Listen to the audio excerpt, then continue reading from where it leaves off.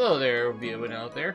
Mega Man X306 here with my submission for RPGLB 2019. I'll be playing the lovely, forgotten, underrated Threads of Fate, which is being played on the PlayStation 3. It is a downloadable PlayStation 1 game classic.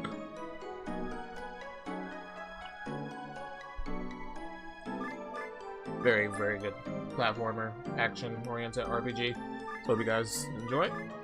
And run starts once we highlight new game and confirm it. So without further ado, hope you guys enjoy. 3, 2, 1, go. Okay, so we're going to choose our right character right here. Rue, mysterious boy from mysterious past. He is full of mystery, and I love about it. That's what I love about him. Very noble. And nice little noble beginning right here. We got family and polywogs. Being scared by a shadowy figure. There he goes. It's a nice little cozy cabin where we are introduced to our main protagonist, Rue.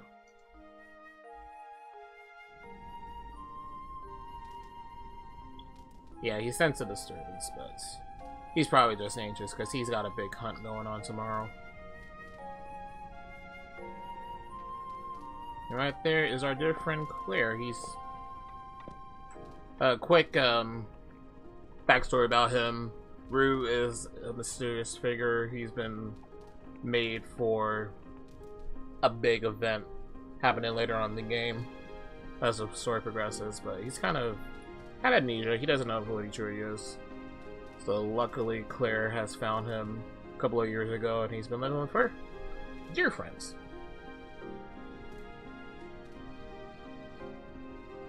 He just wants to find out what his past is and what his purpose is. But now he senses his disturbance. He's gonna go grab his axe and check it out.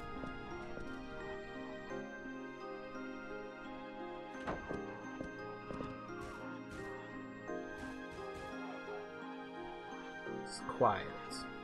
Too quiet.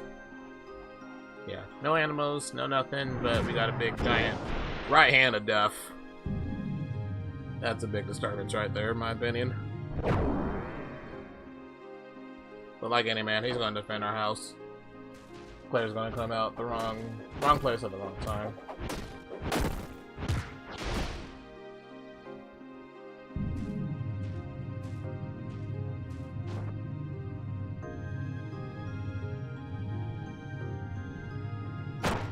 And at that moment, Claire just sealed her fate.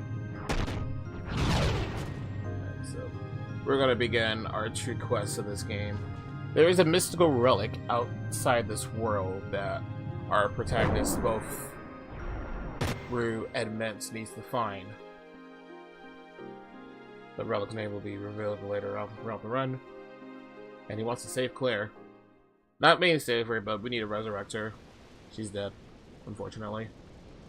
So about 3 years later after that fateful event, he's going to be led to the lovely fishing town called Corona, which he's got a big hint that the relic may be lying in somewhere throughout that town. Who knows? So as we're ported in, we got these two buttheads right here. Blood and Spunky, simple bandits. Another one of their legendary get rich quick screams, which will just land a lovely ruin for them, because they're done bandits.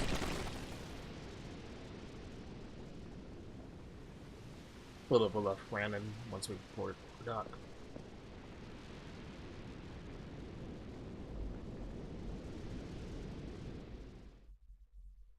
He's fine though.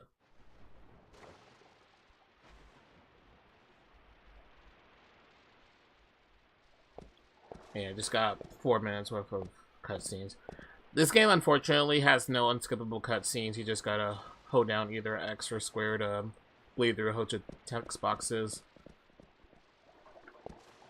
But once we do that, we can finally get into the action. About to do our field phase, town phase, I call it. Can't really do any action, just move and talk and jump.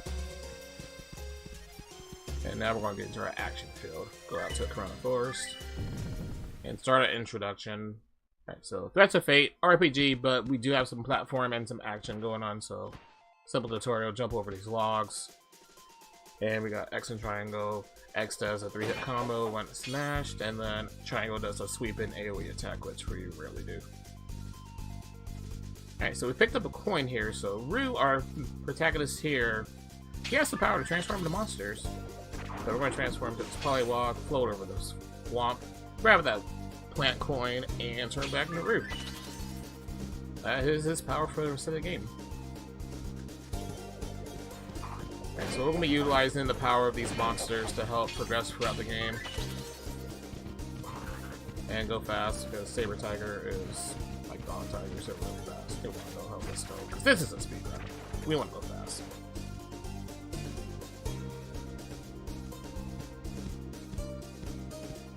Alright, so we got a nice little open field. We hear snicker going on. It's Blood and Spunky. They got a nice little lovely lady here. So, we're going to use our brain. We don't want to just jump out in the open. We're going to pretend we're a monster and see what's up. Actually, we're going to go bite him in the head. Take care of these two bandits real quick. Little mini fight going on.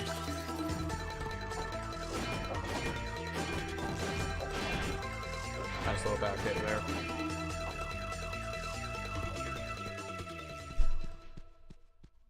Alright, so we scare off those two. We're going to introduce ourselves to, as the hero to this lovely lady, Elena. She's not the brightest bulb in the box, but she's ever thankful that we saved her. And since we first saw us as a Polywog, she was going to nickname us Polly for half the game. Even though her name is Rue, she just can't really get through to her. She's kind of hard-headed. Oh well. She'll eventually learn. And that lovely smug face he gets. Okay, so she's going to introduce to her parents, because her mother and father are archaeologists, mainly her father, who's been trying to track down the relic as well, knows some history about it. So she's going to lead us to them. And that's his main mission.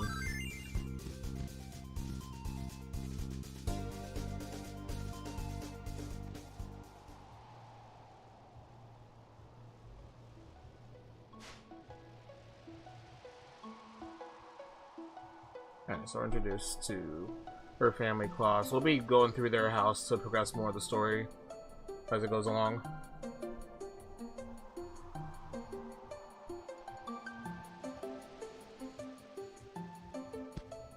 Yeah, he knows lots about the relic, so we're gonna help him. He helps us, we help him. Fair's fair.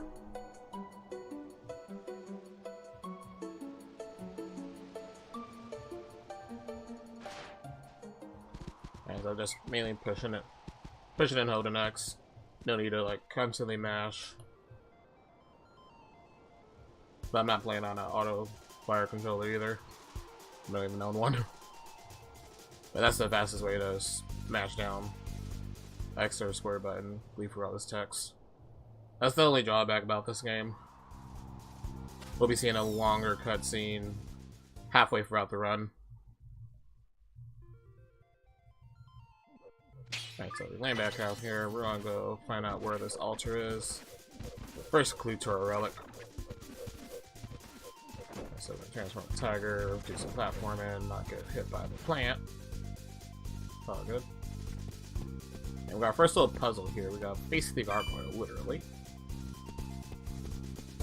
We don't know how to change our gargoyle, so we're gonna turn into one actually.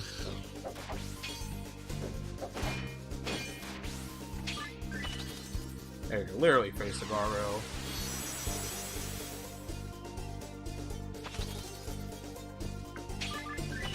And quickly speed up through the stairs here. It's our first boss, Nightmare. Guardian, the first altar.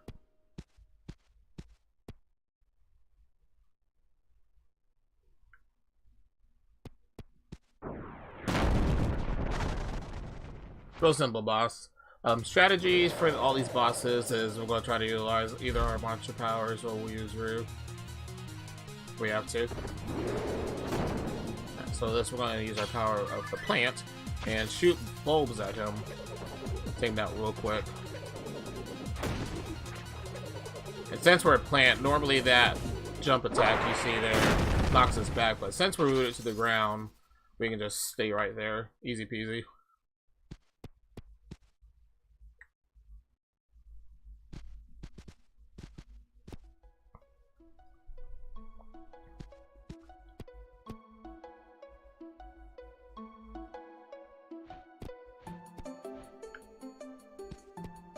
Alright, so we're gonna look inside. He's gonna look for clues. We're gonna help him.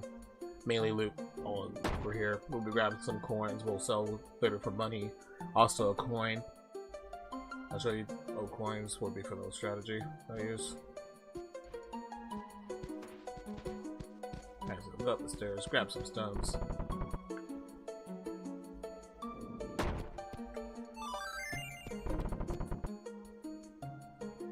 Grab another stone here to the bottom. Staircase right here. And check this mysterious vault right here.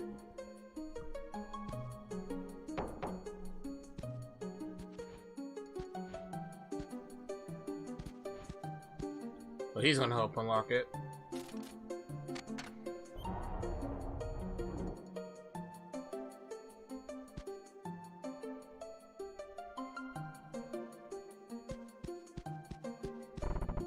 Meanwhile, he's gonna look at that. Elena's gonna call us for one of her little tricks. He's like, hey look, it's your little friend. Woman, that's not my friend, that's a monster. Just because I could transform into monsters doesn't make me a monster. Or does it? Nah, he's cool. Rue's story is very noble if you play this game casually.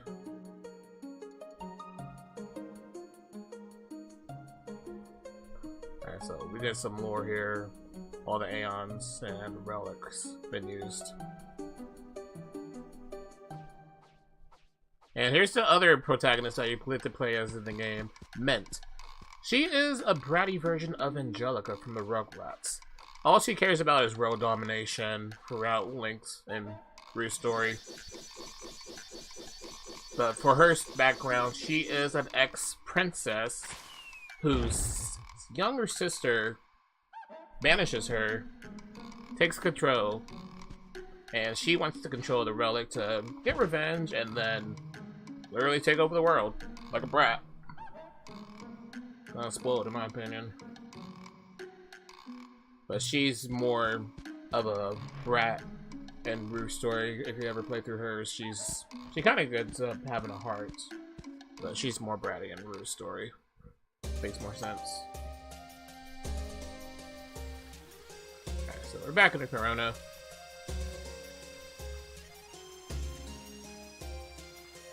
Don't know if we can say at the end for free for helping out.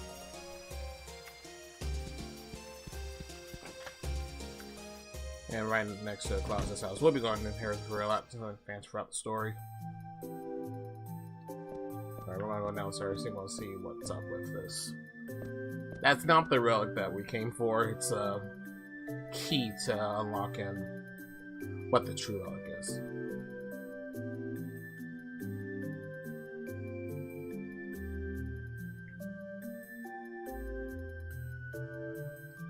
Knows a secret. One of the mages, Elroy, has been working in the underground ruins, and that is the key to open Elroy's altar, which will give us more clues to what the relic is.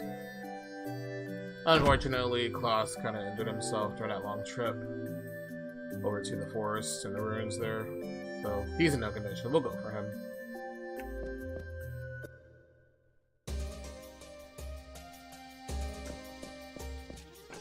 So we're gonna roll over to the store real quick. We're gonna do our first shopping spree here. We gain power by buying bracers and belts, which increases our strength and defense. We're gonna have enough money to sell the monster points. We keep the coins; they're used for currency, as well as those 2 moonstones we picked up. And we're gonna buy a bracer to get some strength. So bracer, got enough money. over to our second destination, the other runners.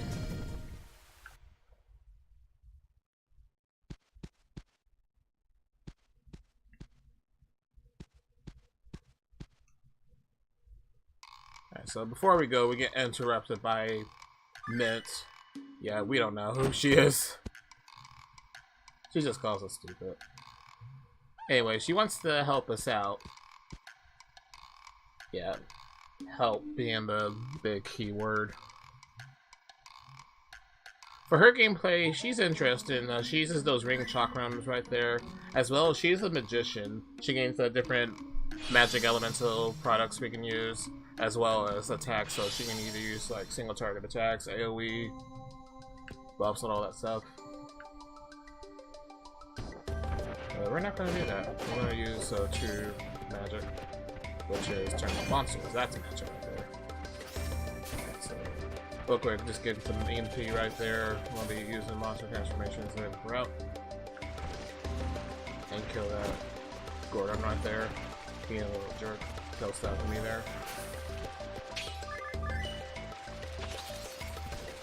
Transform with Tiger, go fast. Speed run. Jump over here. Jump past me yet, because they can be little jerks as well.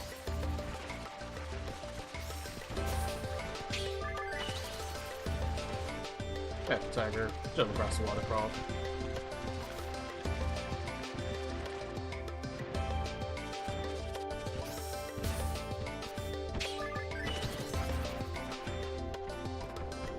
Jump across these tablets. We're gonna stay as we're here, actually. Jump down the hole. Alright. Over the years, normally the old strat would be to go throughout the next room, either as a polywog, and traverse a swamp, or you can platform across. But there's a double jump ability with the gargoyle here. With precise timing, we can actually double jump across these walls right here. Takes a different time. And grab these platforms that we need to do here. So it's just a quick double tap up circle, jump up high. We'll be doing a trick later on in the game with another monster that has a double jump property.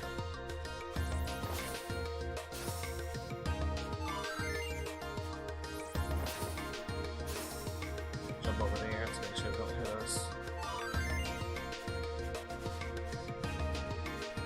And then transform to that fire monster we just got here. Melt the ice. With Mint, you can just use her magic to melt the ice, but you just gotta break fire. There we go, grab this last rune.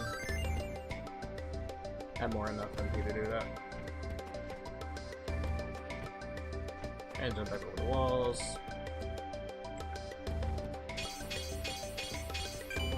There you go, switch swag right there. You can make that all in one cycle without having to jump across each platform. It's really tight, precise.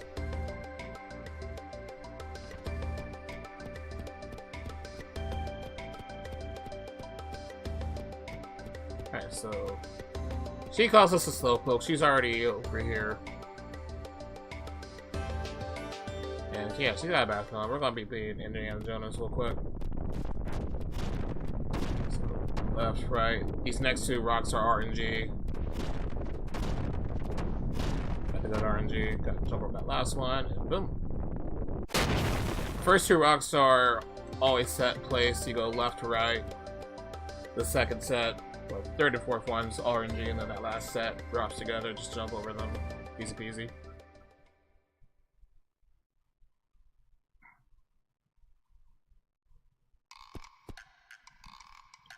Anyway, so yeah, she's a brat.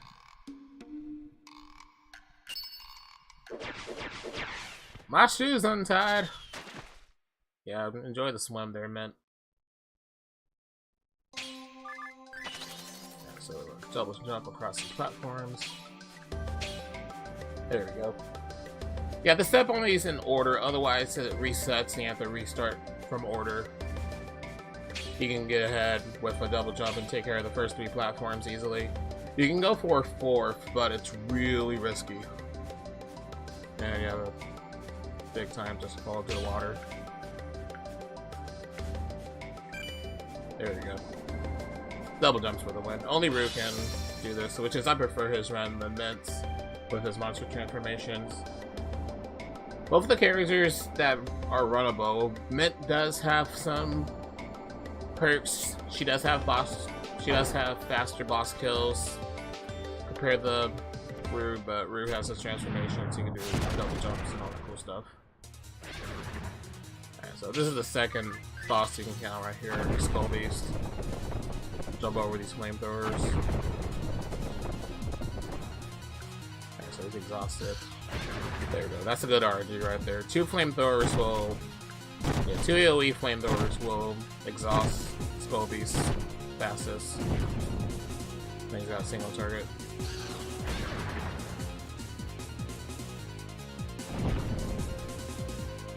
Single target. AoE. Single target.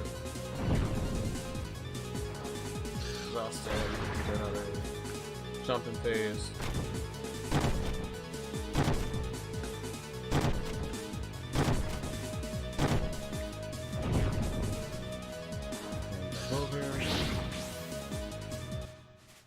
There you go. You can do a double jump after you hit the final hit if you're on the lower right hand platform there. Saves some time. Saves about 2 seconds. So the camera coming back and panning at you.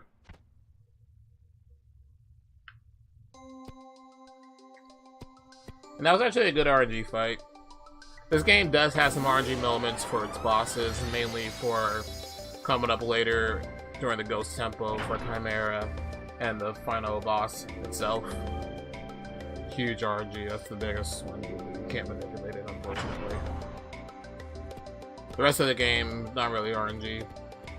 Reliant, just the bosses. Everything else is just platforming. Okay, so we're at the altar. We're going to pick up the pieces. Here we got Tiara and Cube to pick up. We got the rooms.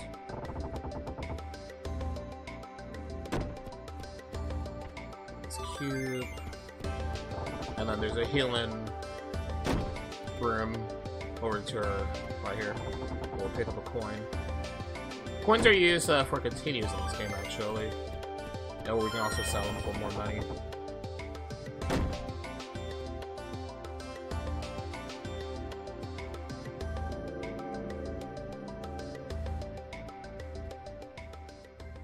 Alright, so we got what we came here. Let's get out of here, but wait a second. Got some bounty hunters right here. Jesse and James, aka Belle and Duke. Pretty much our main rivals throughout the game. We'll be seeing more of Belle and Mint's story, but with Rue's story, we got Duke to deal with. He's an anime fanboy. He likes reading manga. He likes playing Street Fighter, so he spent the night he's bragging about. He read a manga. Yeah, he basically read Shonen Naruto, so he's just using Shadow Clone Jutsu. Show it off, he's trying to be a ninja.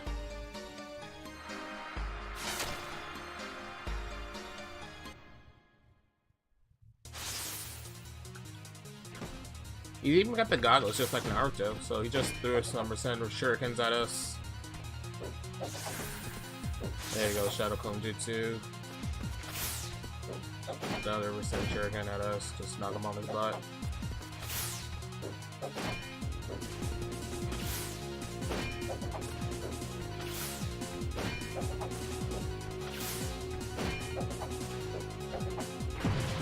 That'd be nice when it hits there. There.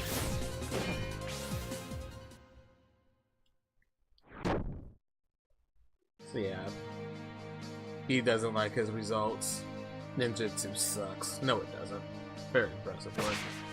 Only in the hands of a master that ninjutsu is really good. He has a lot to learn.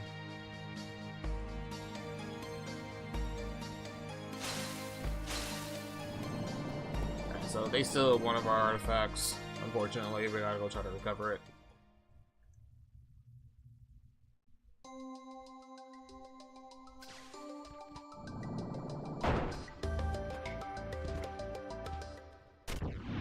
in round 2 against Skull Beast. It's a short fight though, we don't have to do the full fight.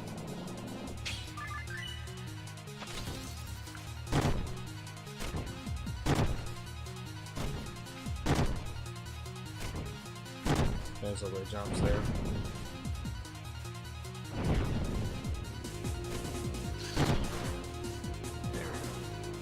That last jump was really awkward. You can do the same double jump sequence there as the previous one, moved into the altar. Didn't know he was expecting to be jumping across that last platform there. I missed the opportunity.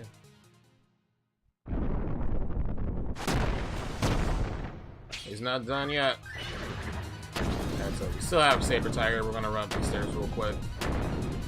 Gonna get hit by spike balls.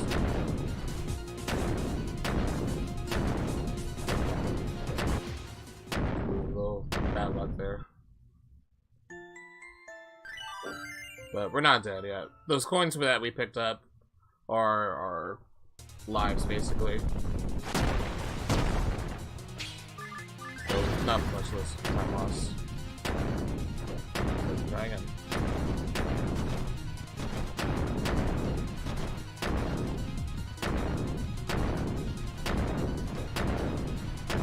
Yeah, that one's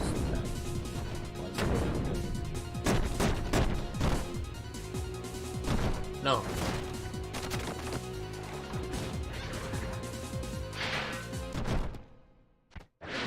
Skull Beast is finally done.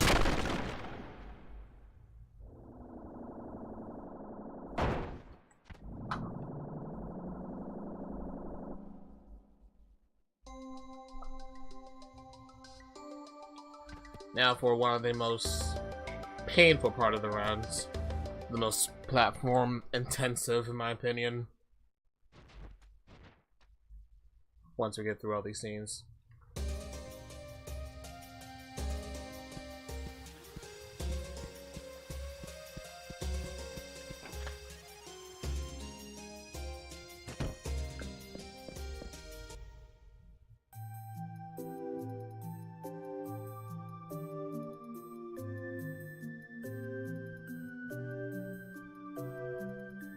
So we got back whatever we brought back. We'll get the tiara later.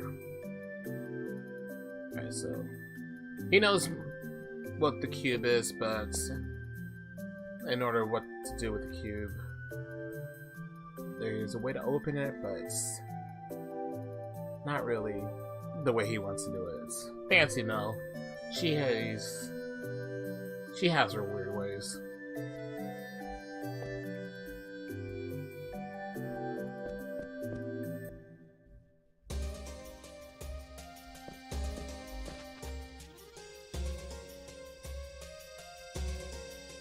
She's really crazy.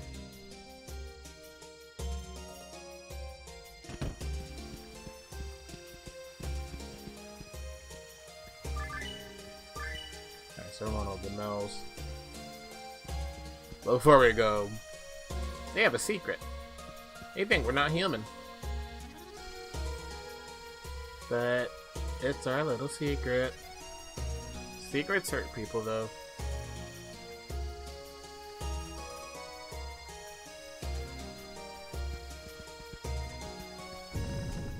Secrets hurt people.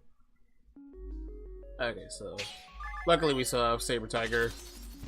Dash across here. Everything's normal. Everything's pink! Jump onto the star platform. Go up and see Mel.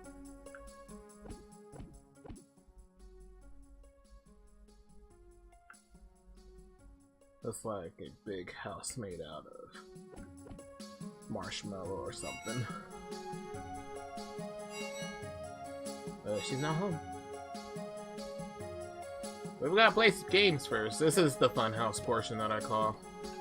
We got 3 platform intensive games we need to play through.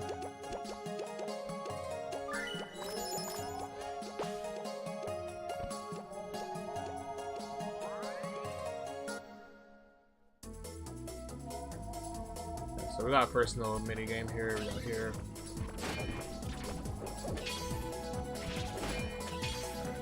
second. Start. You can actually go for this all in one motion, but it's really risky. You'll be getting prone to get hit by a star from the end there. Or you can just slash early, fall off. So, doing a real record run, it's pretty impossible to lose a lot of time here if you fall off. Either do the bad cycles or just bad execution.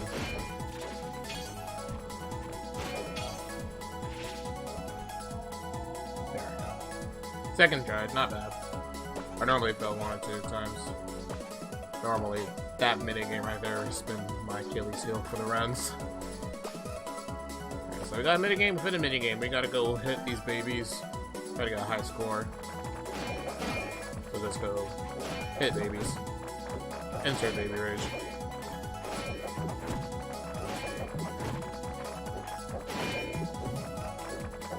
I'm trying to get a high score.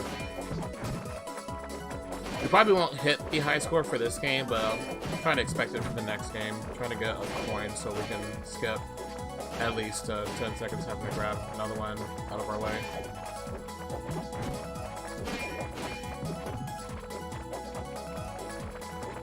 Unfortunately, you can't skip these games. There's only one of these little games you can skip. The other ones you just have to play out.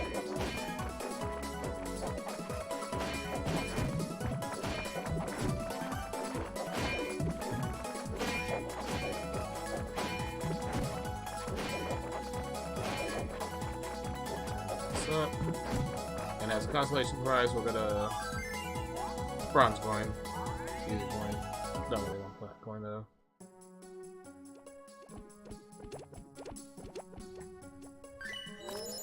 This is the swing one, second of the 3.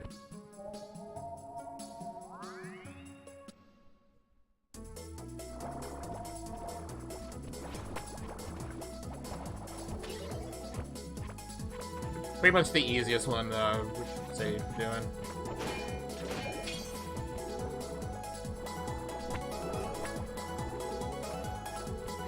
That swing. Don't hit the bird. Birds are jerks.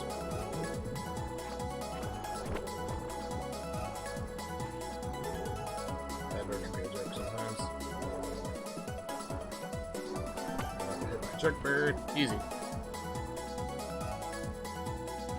Now we got another minigame we do. We gotta collect some balls. Collect the colored ones. Some of them may flash, which is worth extra points, and then you got the black ones, which will stun us and lose points. This is the one where you actually want to try to go for a high score.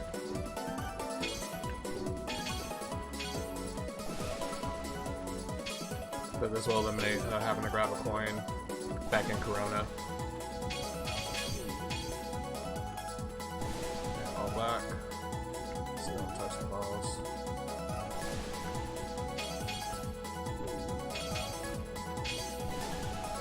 There we go. We're gonna get that house very easily.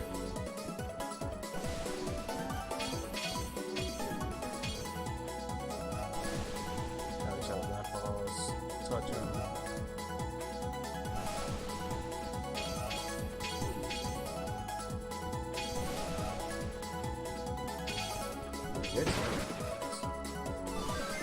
Alright, so that's one of the silver coins I got.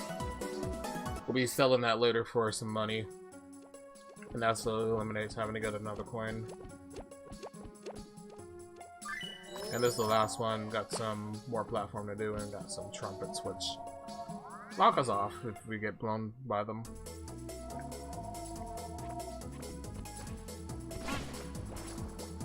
Not only that, but we got seesaws.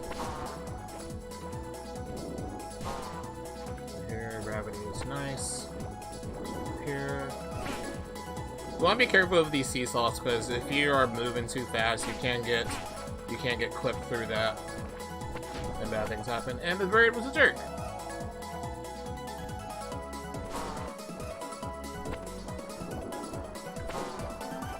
Another instance where birds are jerks in RPGs. We don't know why. Oh no, the jerk bird. And we got bad luck there. Got cycled out from the trumpet. So, hang on.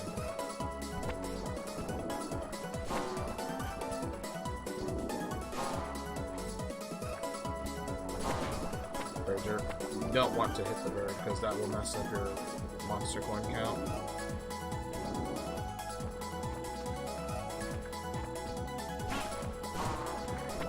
Bird jerk. Nice. Lastly, we don't have to play this minigame though, unfortunately. Normally you have to step on these trumpets, blow away the birds. But if you get touched by a bird, game over. But we don't need to play this game, just let the bird touch us. Game over. And we're out of here.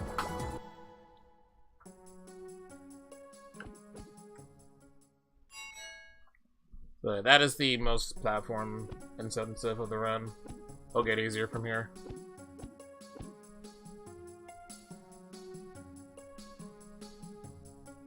Am I dreaming? Nope. The fanciest person you'll see in the game, Fancy Mel.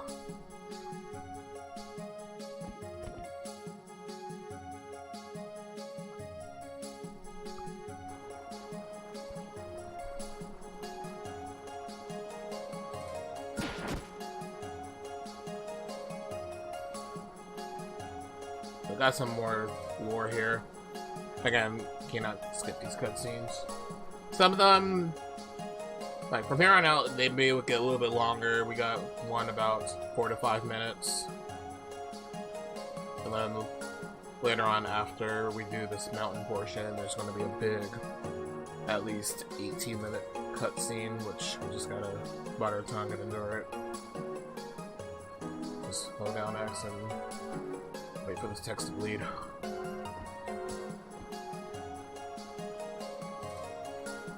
So she's going to investigate the cube first. She wants to tell us something else too, but she'll tell us later.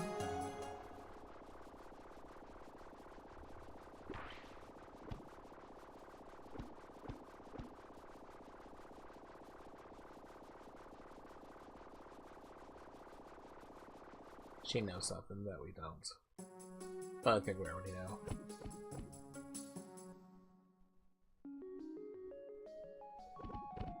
Alright, so unfortunately we did pick up... Hi Duke, bye Duke. Alright, so unfortunately we don't have the Saber Tiger form yet, but we'll be going back. Because she just taxed us of going to find one of her little friends in the forest. Got lost. Yeah, we got Duke just chilling there trying to practice his ninja. He's trying to be a master of disguise. He wants to be a star. And apparently stars need to fly up in the sky, so we got that big giant jerk bird. This is gonna help Duke out. Become a star. Thank you, jerk bird.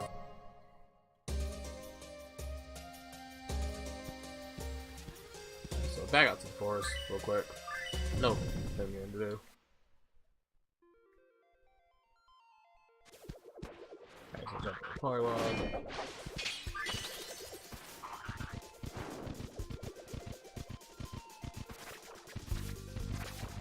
There we go. Quick and easy.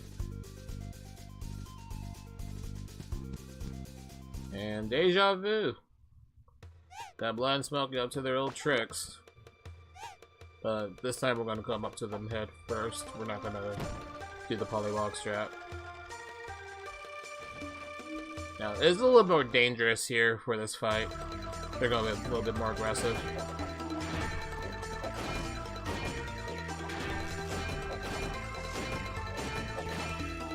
Or we actually got the good phase. Smoky, he can do a barrage of saber slashes, which if you get caught, especially if you're under half health, you will take a death. But he was actually nice for this one, so we're good. And that'll be the last we'll see of those guys, actually.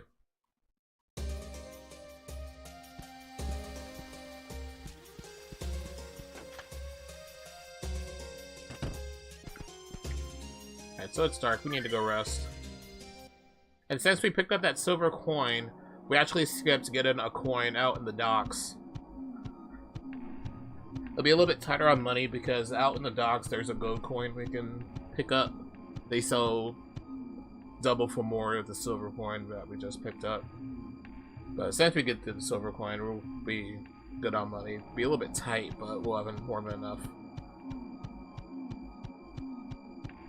So we're resting. He's having a bad dream. He misses Claire.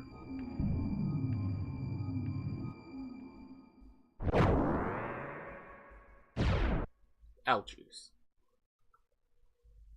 Gotta find that relic. Gotta rescue Claire.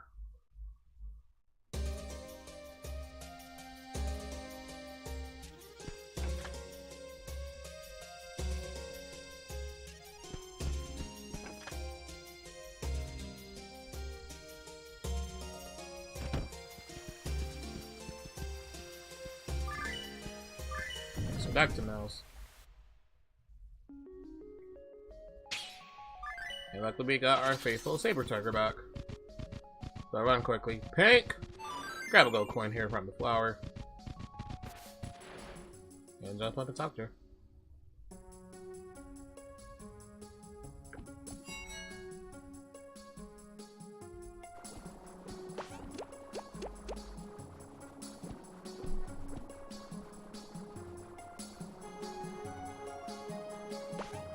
Alright, so he has to go bly. He's gonna play with his friends outside because we gotta have a serious one up top.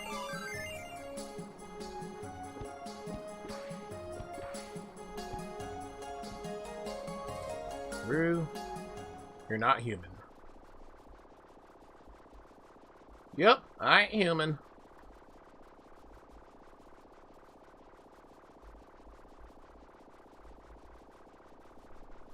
So it turns out Rue's story, he is a doll actually. He's got a mysterious gemstone on top of his forehead, which allows him to do his monster transformations as well. Actually, he's a tool actually for the main baddie of the game. He's just woke up early. He wasn't fully programmed, so he got out early. He's confused. He doesn't know what to do.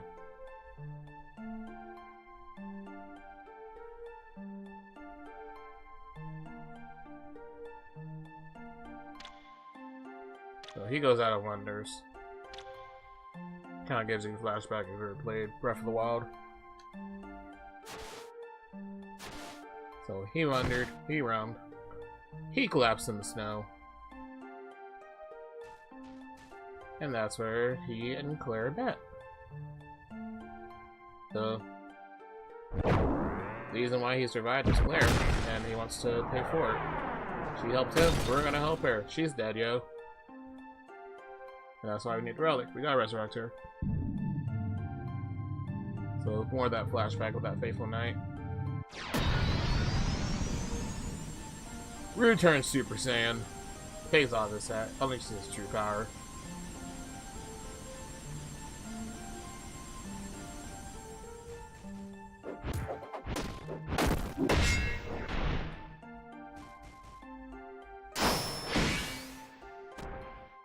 He gains the ability to block as well.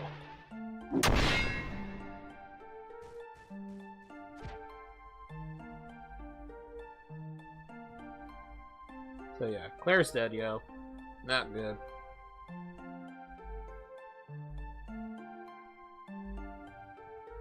And since he's not human, he can just imbue her soul into his forehead.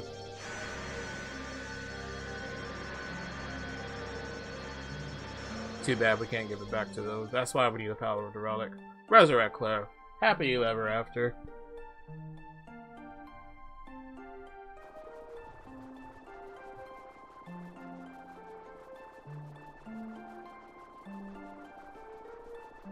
Such an album story.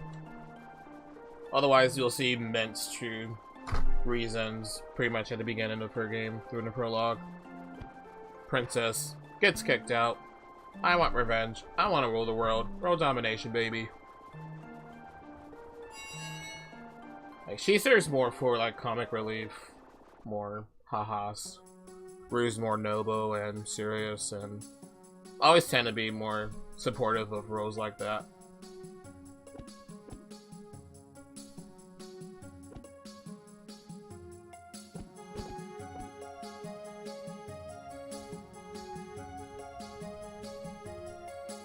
So he's all super serious mode. thinking about it, but it's like, alright, whatever, I'm gonna talk to her. So we're gonna ask her when we're back home.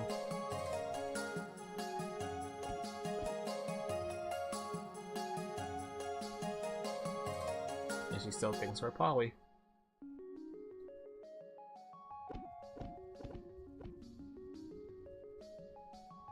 Oh, we're not.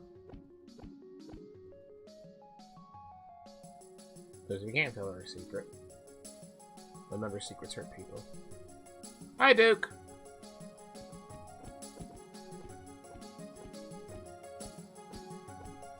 So, Duke's been trying to disguise himself as a star.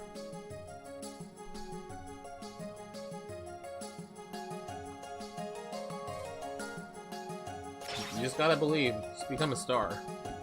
He's flying just like a star. Too bad Frost's flat in his face, so we're gonna end up finding Star Duke here. Okay, so we're gonna transform him to our imp that we picked up here. He's gonna try to spin around. Fall flat on his face, hit me actually. We can't really hit him that first time, so we're just gonna go behind him. Hit him in the butt. Okay, just run around, make sure he falls flat on his face. Hit him in the butt. And he's being nice actually. He can either twirl around, try to hit us, just like that, which is really bad.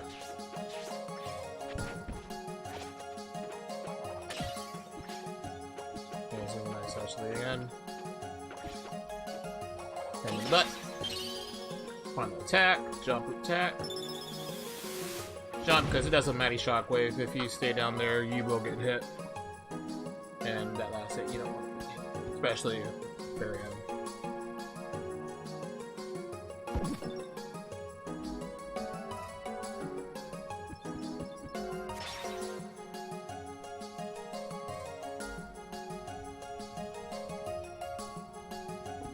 You just gotta believe, you can be whatever you want. You want to be a star? You be a star. Just don't be a star like Duke. Alright, so move on to a somber note here. We got the main baddies right here. Doll Master, Cycle Master. It is time. Kind of familiar chin and face there. So they know that a familiar presence has landed in Corona, so they gotta make their move.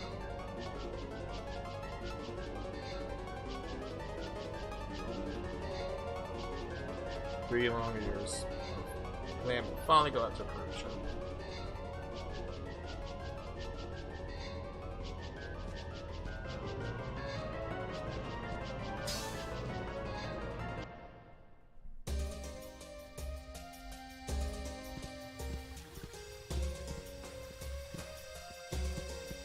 So back to Claus. Give him back the cube. You can tell what's going on.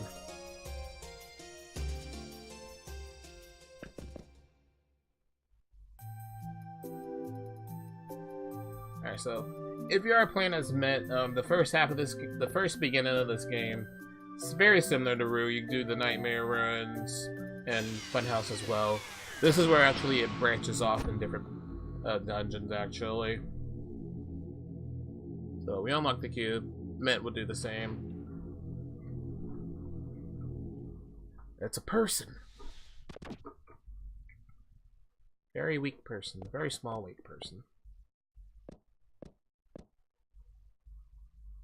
He's a doll, just like me. Alright, so she spills the beans. That's a doll. Prima doll. The true key to unlocking the power of the relic. But he's asleep though. We gotta wake him up. Which requires a set of armor he needs. He needs earrings, the tiara, gauntlets, and boots. Which they're all split off.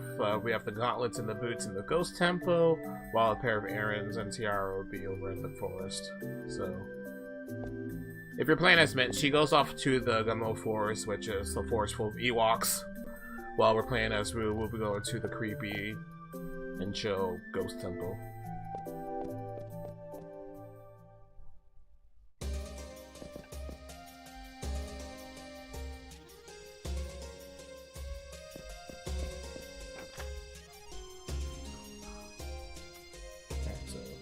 check on health. I'm gonna do a quick heal here. That door's locked. Those doors can be shut. So we got bad RNG on doors. So we're gonna recover real quick. Make sure we don't die at the beginning of the ghost temple. And we're going off to the alley here. Shows off more of the locations. To our right is a fancy hotel, which Mel actually Mint sleeps at. And so we're gonna go to an antique shop. We want to sell our coins here for some money. And then sell our coins here, coins here.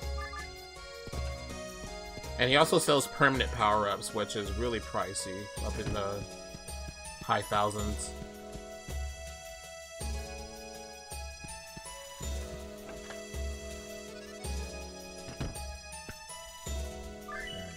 Shopping, go buy a bracer, buy a belt, that's enough money, perfect.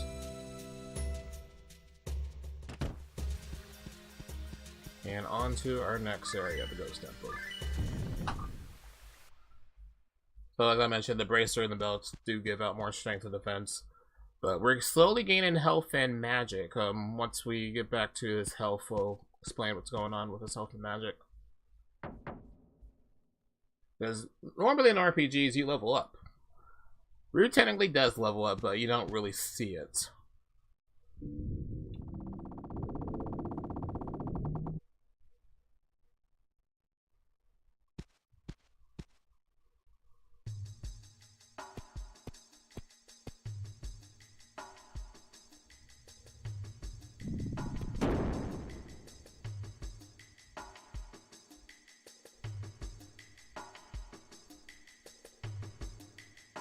We're locked in. Let's complete this temple. That door.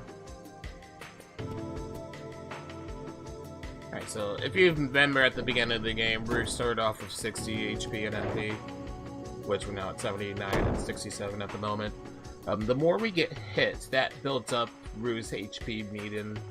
And the more we use magic, that builds up his MP meter. Which at the moment is a very good number at the moment. Later on, we'll probably end up with around 90 health and 80-ish magic.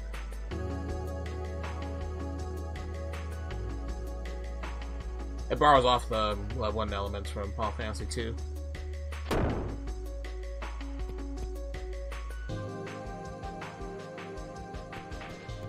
All those puppets, they know something. And we're gonna take care of these puppets. We need to use them for later on. Here's the left. Take out the Spectre, which is a really, really good monster. We're gonna be using for the next little while. The tiger, fast. Weave across these two. That goes right. Knock off this puppet off the statue. And it's just like face the gargoyles, face the statue.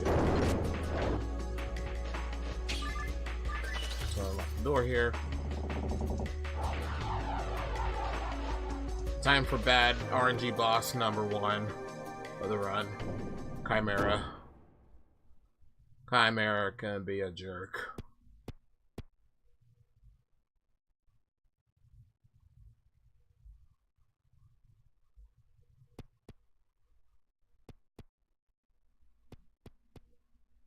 So we see nothing here. Rue, watch out behind you.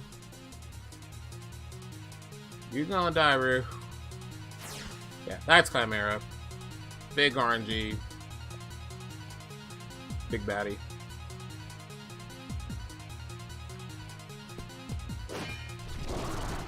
Nice early HUD pop out. So we're gonna turn to Spectre. We're gonna spam water with spell right there, and hopefully wait for its head to pop out again, which is just RNG luck.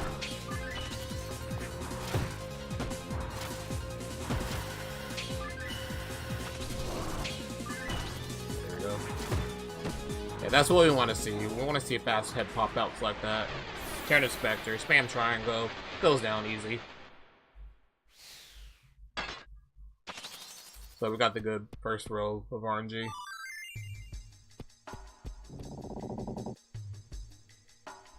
That's the easiest of the fights too, as well. So as you saw, we were at 67. Now we're at 71 for magic, and we also gain a couple of points of health. Alright, so we got some dancing skeletons. We need to take these out. Jump on him too.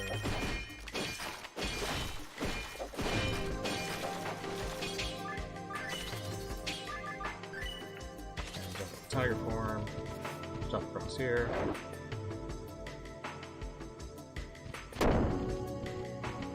Go to that corner, grab another coin that we need later on.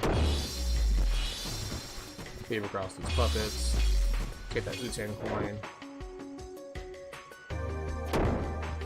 Jump. Yeah, if you transform out of tiger form, you won't have it after that, unfortunately. And so another face the statue.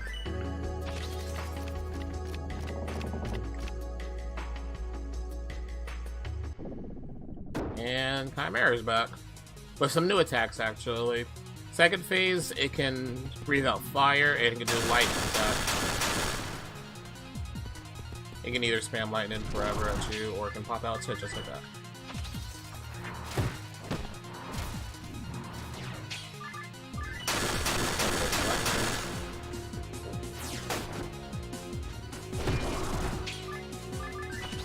Pop out. I'll pop out again. Good RNG for that fight, actually.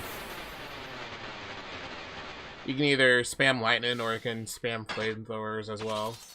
We're gonna do a spin and slice attack. So we're gonna shoot number 2. Gonna hit the specters for some MP and hopefully get a potion drop. There we go. Turn to Wu-Tang, high jump across this right here. Take out the skeleton. Now we need to be the same position as this one. We need to be coming apart. There we go. So unity.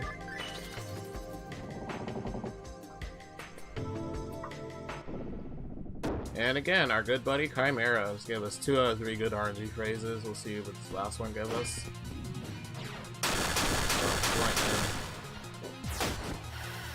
Some slashes going away from us. This is the most dangerous form of Chimera, because once a head pops out, you don't want to instantly go for it. It'll be without fire attack, and if you try to do that as Spectre, you will die. Take triple damage that form.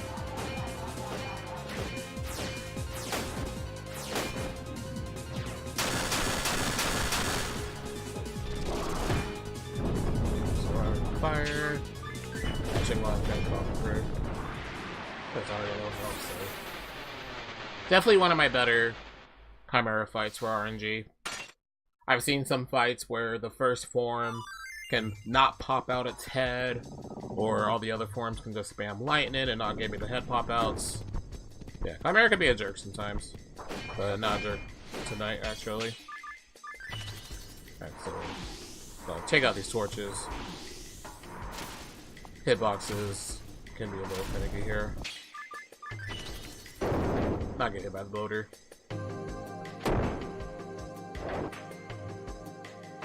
Door open. Someone's here.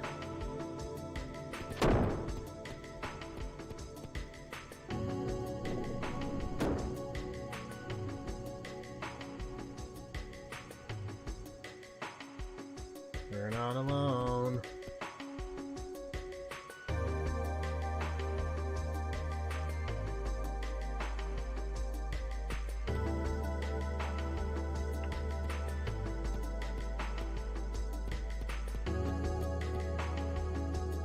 What was that?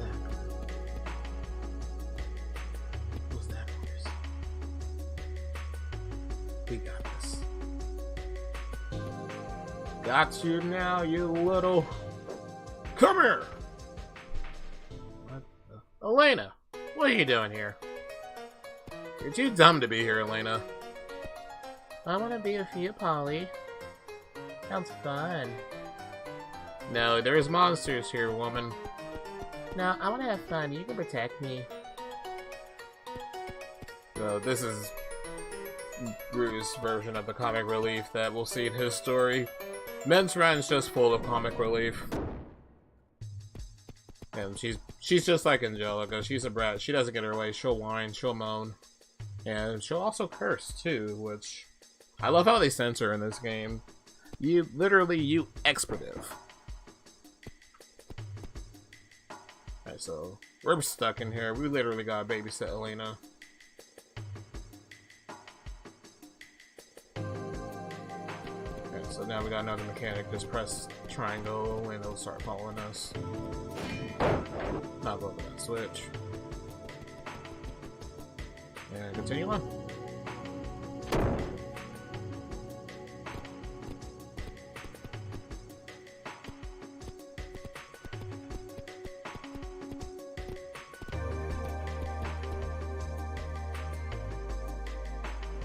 And I want to transform. Right.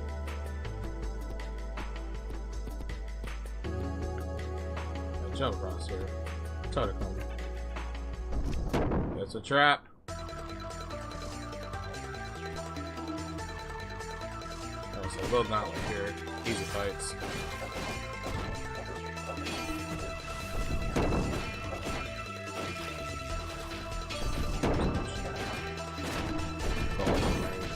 Want to be trying to get a kill at the blue back at the bottom.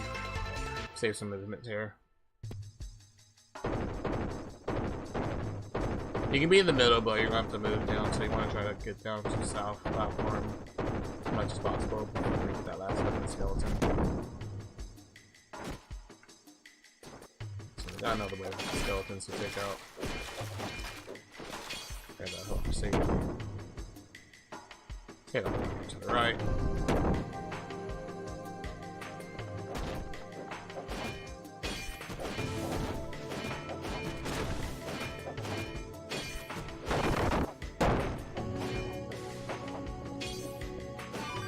Grab that moonstone. Alright, we're safe. Okay, so we'll transfer into a stinger here. Don't play bowling. Take out these stingers. Grab that moonstone right here. Nightstone. And all the hits. Alright, so that'll move her here. Turn back for Rue. Not the central.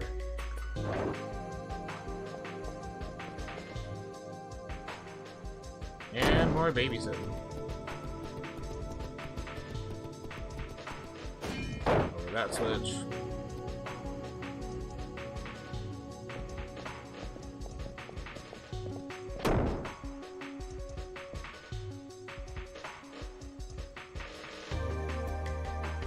Alright, use the switch. Good job.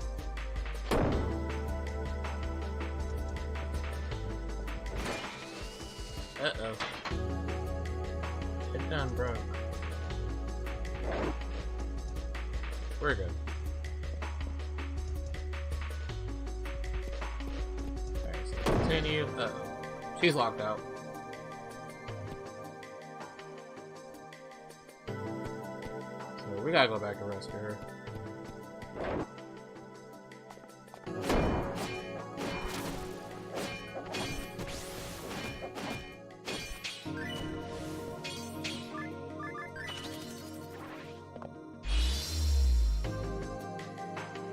Fortunately, we gotta use the puppets.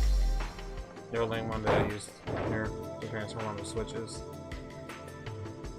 So we'll pretend we're a puppet. Hey look, puppet buddies. We're still in her. Don't say we're puppet buddies.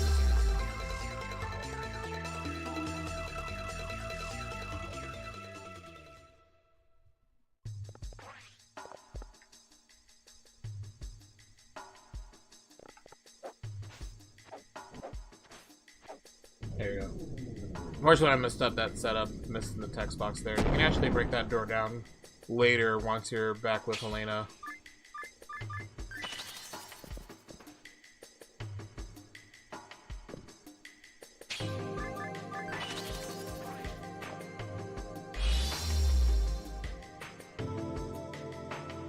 But we knocked that down early. One of the newer tricks I was found in this game a couple of months ago. So don't take the coin yet. There we go. We need to grab the Spectre coin again, though.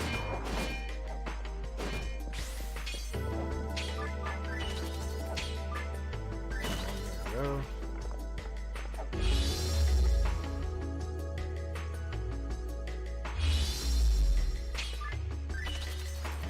Saber Tiger, go back and rescue Elena.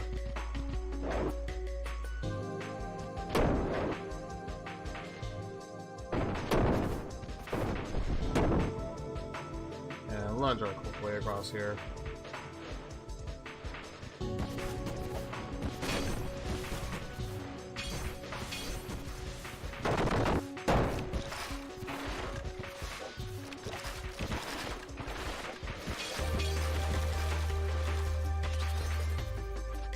There we go. She's rescued. We're good to go.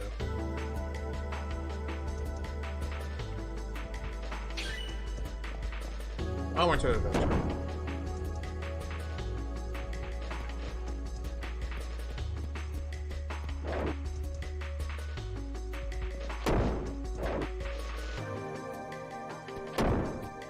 Unfortunately, like, if you leave Elena behind, you have to go back and call her. But as long as you hit that triangle, you're good here. So, fine little scene there. The door's up, but the door's knocked down here since we knocked it down as a puppet earlier. Otherwise, you have to bleed through more text. We have to be like, oh man, we should have knocked over this door, so we're just gonna knock over. So, one of the newer tricks discovered. So, let me do the jump. Flavoring around the Rosie. Here we go. Keep her here because if you drag Elena here, she'll have additional text. There'll be a little earthquake going on. So we'll just keep her there at the entrance. Hey look, it's Chimera. And it's our good buddy Duke.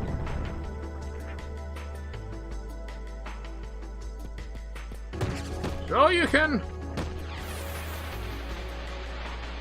Yeah, we got Duke back. He's kind of given up watching manga and everything, so he's been playing more. So he's actually been playing some Street Fighter. So he's going to use his new Street Fighter Fist of Fury techniques against us. Fist of Fire, actually.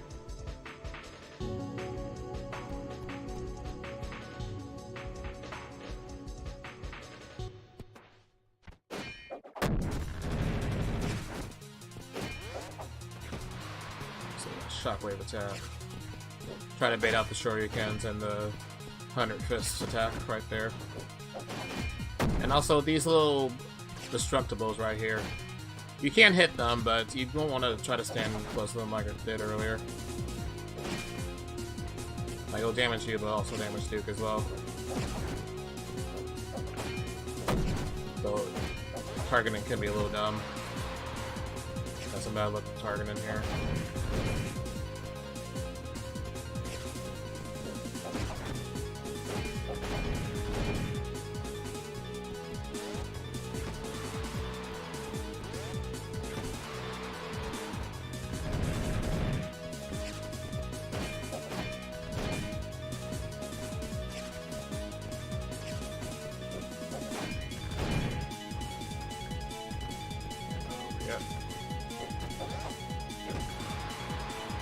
Ooh,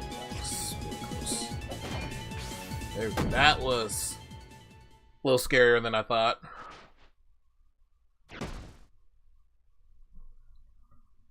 Because you can't actually, I've had this happen in a run before, if you get the final hit on Duke and you actually do one of those explosion damage, you will do a double KO and end up actually getting a game over.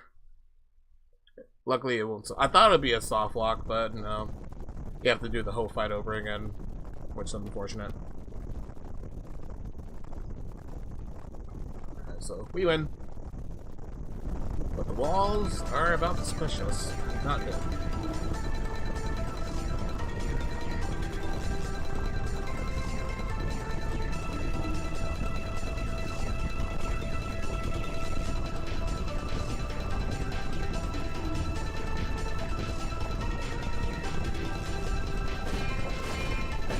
gotta get out of here. Kick it, bash it, whatever.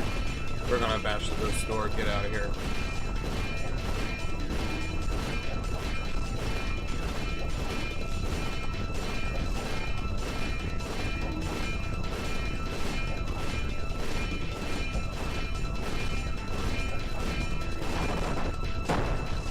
If you don't mash through that door quickly, you will get squashed and it'll be a game over. You have to do that whole scene over again.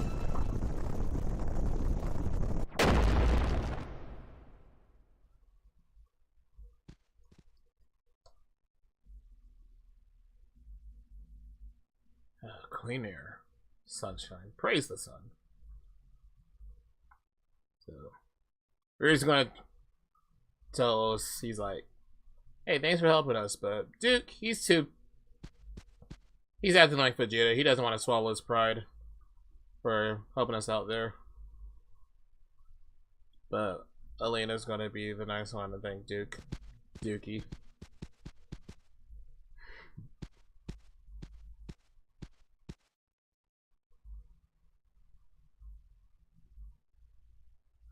And he vows us again that next time will be the one that he wins.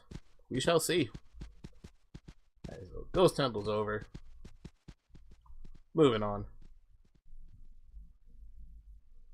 He just wonders if he did the right thing, giving us the gauntlet that he rightfully won. Ends up being a bad idea. Bell's not having it.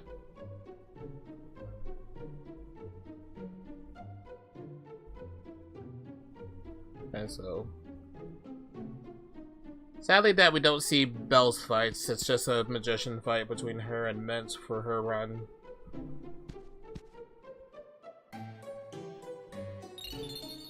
We'll actually see Belle here shortly.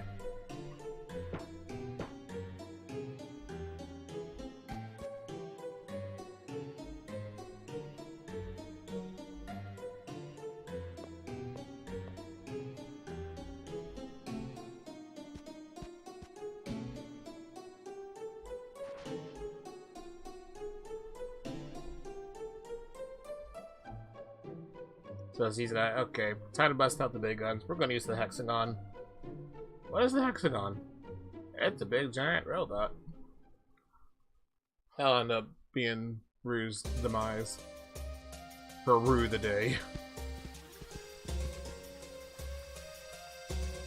And so, again, for rescuing Elena, she invites us over for dinner. We kindly declined though because we saw Claire.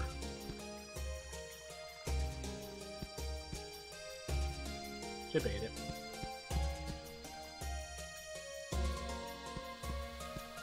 Back to Claus's house. Continue on more of the story.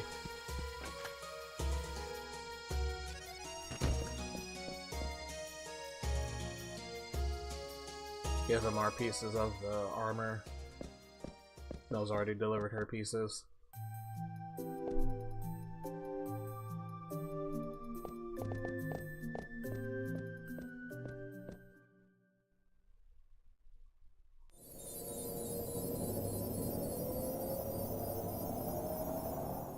So we give him partial energy. He's still not complete. He's still missing his tiara that we lost at Elroy's altar.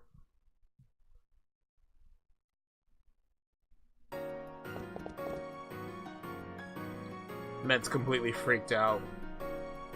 And it's pure evil.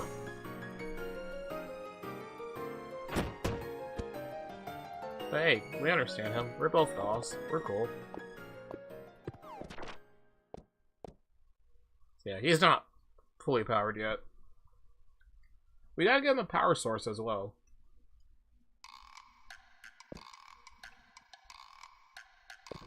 Which is made of a stone, which is Raging Mountain. It's like, yeah, I'll go get it, but it's guarded by Relic, a big, powerful dragon, and since we uttered the word dragon, she's like, nope, I'm out of here. I ain't finding no dragon. And besides, we did lose the tiara, so she's gonna get it back from Belle. Well, we're gonna go up the mountain and face the dragon.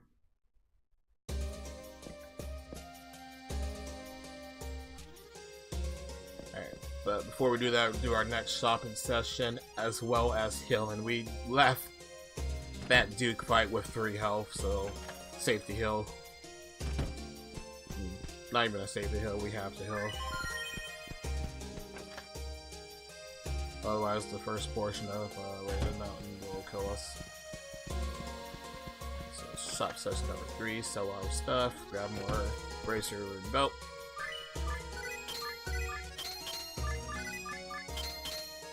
Enough, perfect. Onward to Rage Mountain.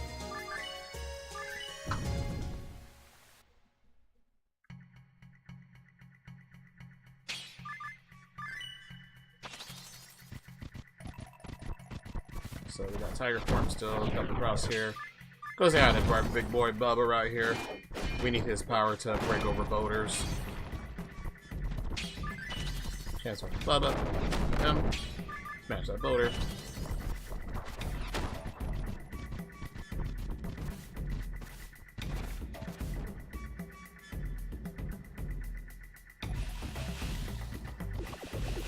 Oh, this part can be tricky. Those polywalks will try to interrupt you. You do not want to grab their coin because that will screw up the coin session going on right now. Awkward hits with Bubba. Polywax trying to mess us up. There we go. Real tight right there.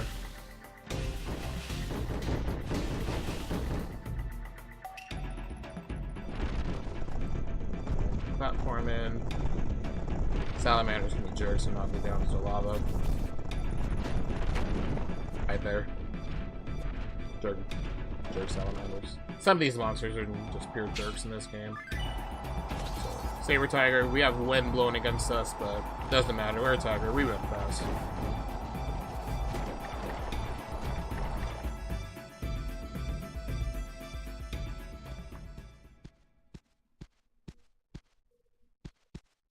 Hey, look, this dude, he's brought Bell along this time. So this is the final battle with Bell and Duke. See the summon the almighty hexagon.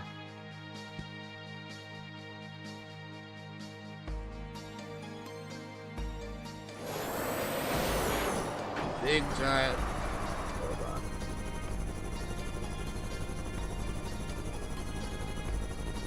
And Duke's gonna help. So he's gonna retain his abilities from the last fight, Fist of Fire. He's not the main baddie. We want to take out Bell. We gotta take out Duke as well because he's gonna be a real annoyance. So take him out. Dodge his attacks. He doesn't have his shockwave attack though. He just has the shuriken and the fist attack. One more time, let's take him out. Anyway, just gotta jump over those arms of Hexagon. If you get grabbed, you get flung up in the air, take 4 damage, and she flings fireballs at you.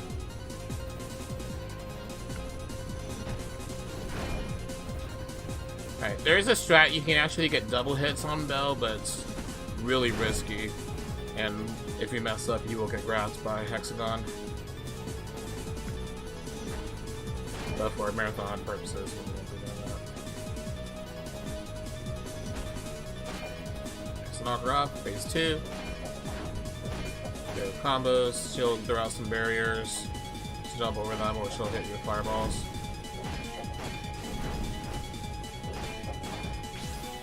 It's easy. Retreat!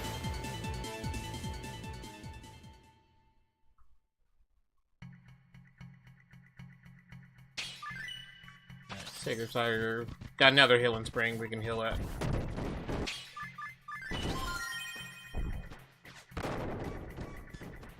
So more platforming up across these slopes. Hopefully Flan won't be a guardian, which he's not. 99% of the time he's not. That rare 1%, he's just a jerk and just denies you. Alright, so we got the end boss here of Raging Mountain. Relic. Big, thick dragon. Who apparently likes to speak in all caps. shouting at us.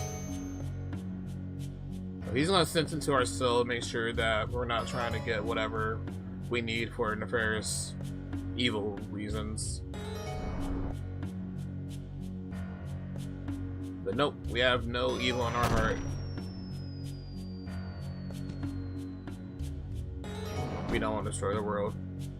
But it's like, okay, I'll give you a test. Defeat me in battle. And this is what would be a donation incentive, actually. There's a funny Easter egg you can do after this fight, which I'm pretty sure some people will rarely see if they've ever played this game before. So, Spectre, quick work. Got some good hits with X with its Ice Barrage attack. Watch out for whirlwinds. Fire. Do not get by. Fire is bad. Headbutt. Fire's bad, don't touch fire.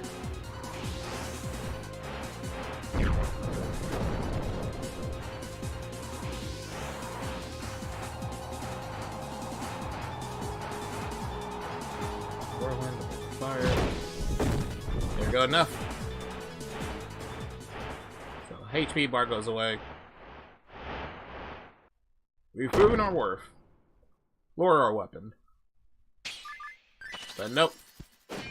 So this will be a donation incentive. If you keep whacking at him, he'll be like, nope, withdraw your weapon. Nope.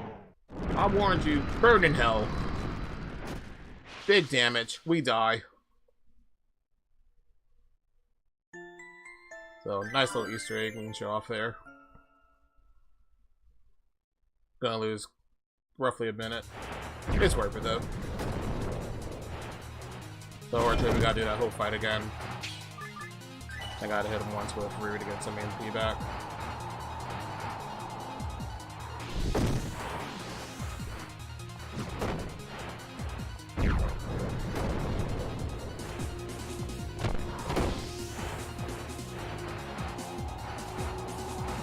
Hey, he warned us.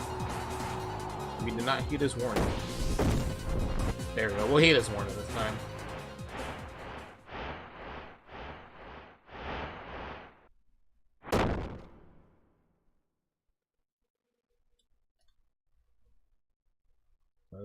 The fight is over. There we go.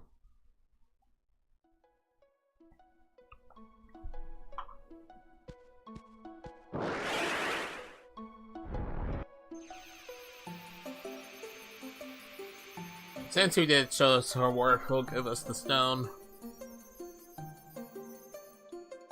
He trusts us over his 1,000 years of wisdom. We're good.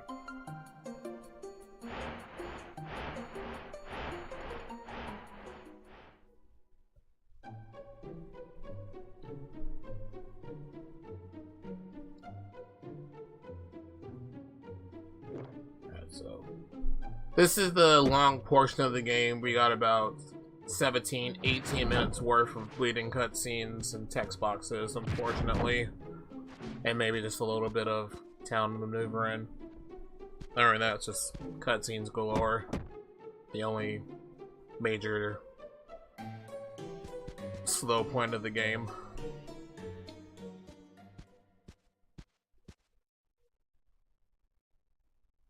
Just more lore.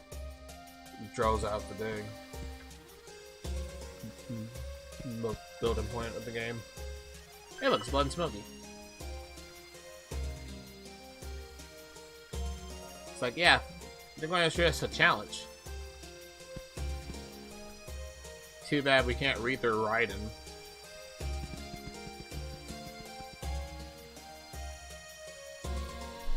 Like, hey, you, it's like, we're not gonna forget you. You're gonna whoop your butt. Come to the forest and we'll settle this like men. It's like, whatever, we'll ignore them. So, casual playthroughs, you would probably go back and fight them, which will also trigger another boss fight, Trap Master, which we'll see later on throughout the run. And during that segment, will be about 3-4 minutes worth of length. There's also another fight that we're also not doing, which is completely optional, which we only get to fight once in this game, Rod. We'll see Roar Rod in Mint's run, but only see him once in Rue's run.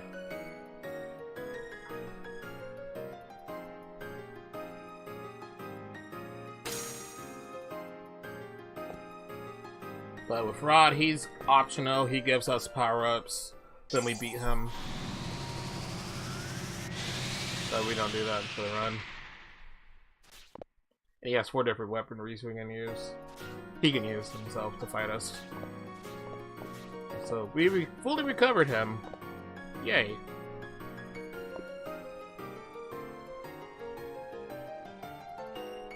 Man's still saying he's evil.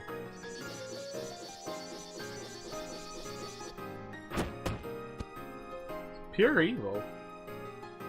You're the evil one, Mint.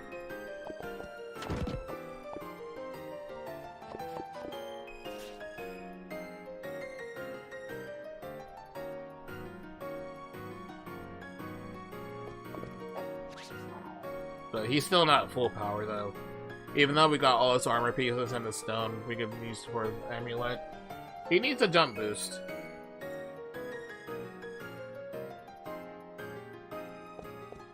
Maybe Mel knows something.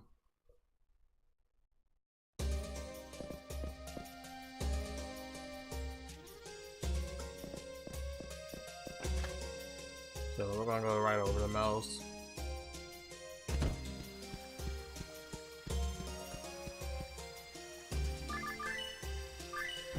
Still have Tiger for him. Zoom over there real quick.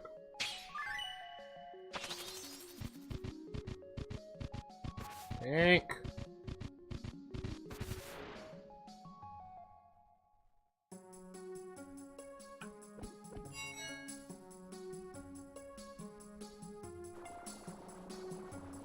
Hey Mel, do you know any useful power sources? She does. Tells about Gortan. We need this thunderous power.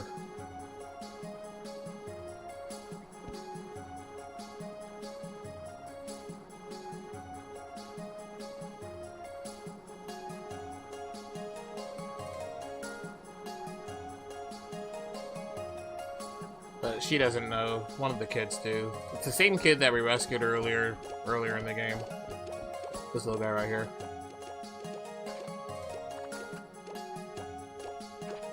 Yeah, we need to play with him.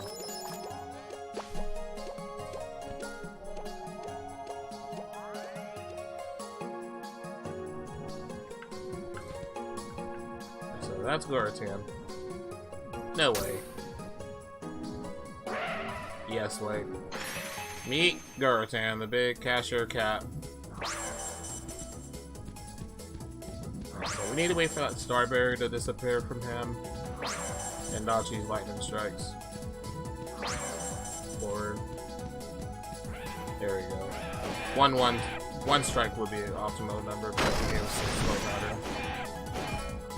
And I had to rebuild up on the MP. There we go. Transform Inspector. Nuke this guy down.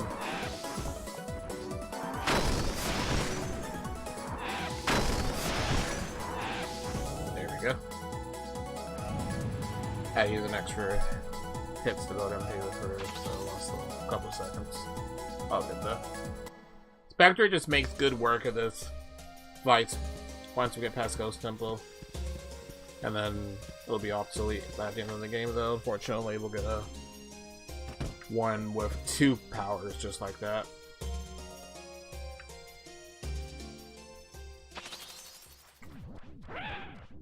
Alright, so we acquire his power. We don't get the coin though, so this is the one time use we get to use the Gortan.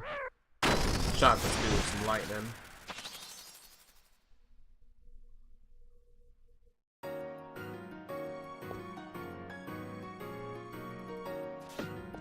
And we overloaded his batteries apparently. Sorry, Prima Doll.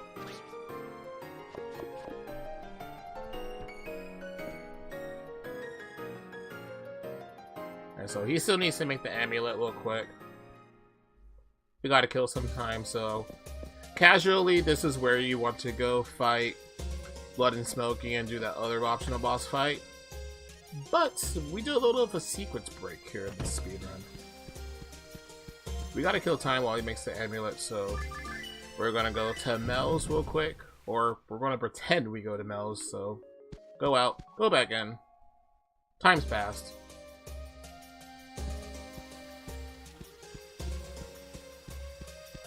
So we tricked the game saying we did something to help pass time.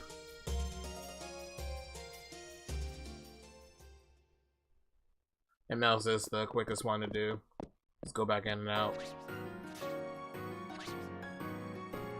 So, he's still working on the amulet. We just needed that big power boost to wean off a little bit. And this is babysitting act number 2.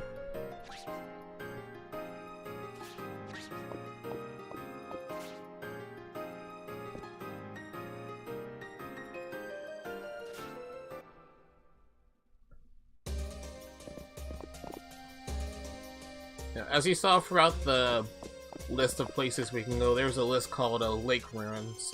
Lakeside, actually. A little small place we need to go to. This is the only one we can go to now. Because we're babysitting Prima Doll. We can't go anywhere else. Dangerous. And going to Lakeside would just be a couple of seconds. Just go back in and out. Nothing really to do here. This is Prima Doll's first step into the outside world. He doesn't know what grass is. He doesn't know what the sky is. He doesn't know what these trees are. He doesn't know anything. We'll introduce him to the world. And what's the best introduction to the world? A race! Just hold up. You'll always win. So, fastest race NA. And that's where his destination lies. Those ruins over there. He is the key to the relic. And Prima Doll just has a feels bad man moment. He realizes, hey, wait a minute, I'm a doll. I'm a tool. Once I'm used, I have no purpose anymore. So we assure him, hey, you may be a tool, but you're more than that. You're cool.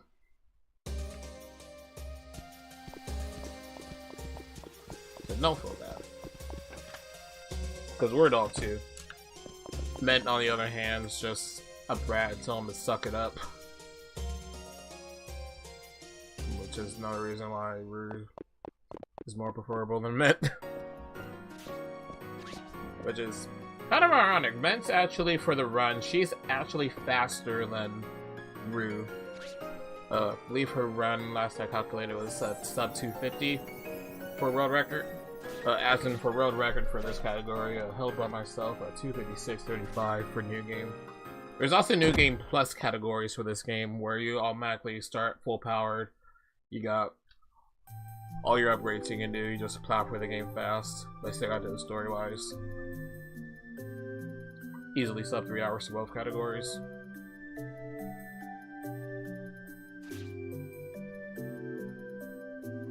And there's also another category for running both characters at once, which is going to be roughly around 6 hours to get the secret ending percent. Which is, as long as last I checked, is a free world record. So, actually, I'm going the wrong place. We need to go see. We got to find out a way to get over to the ruins. So, in comes our boy Rod. Having a quick nap here. Hey, Rod, wake up.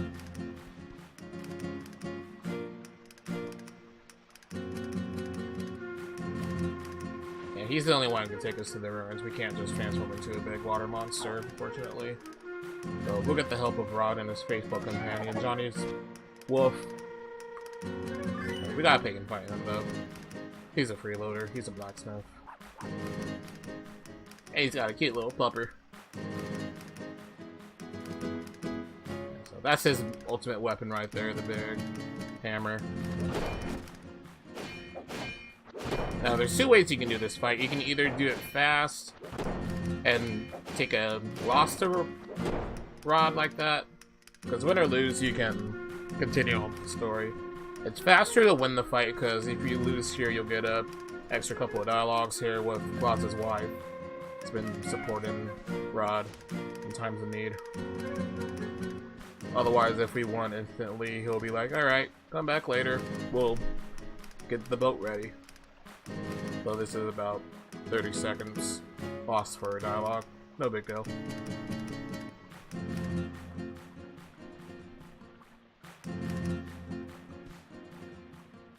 So he's like, "Please, look, I'll help you, kid." Like, so we got a deal, right? Wink, wink. Okay, boys.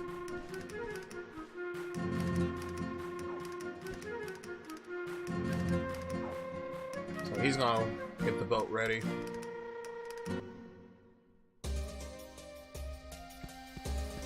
Back to clauses. No mistake there. Go back to the gate.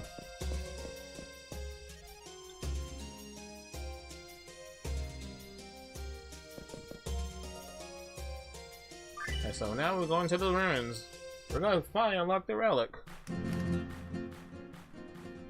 Unfortunately, this is just a long stream of events of cutscenes and text boxes. Roughly about 6-7 minutes worth. Nothing we can do, just hold down a button and wait for these events to go down.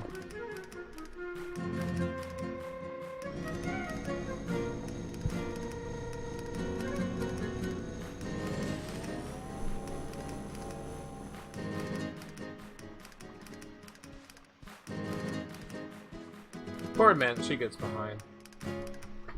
So, for more on her story, she's trying to get Belle and Duke to help her out now, because no one else wants to.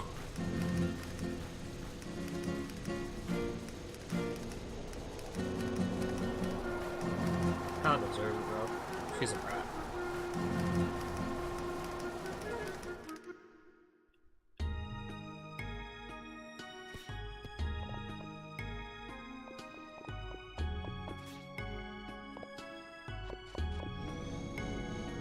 Later, Rod. Thanks for the lift, dude. Prima Dog, you ready for this, buddy?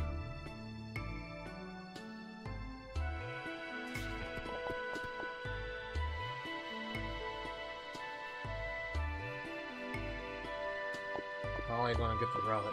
Finally gonna beat the game. Skip right to the credits, unfortunately.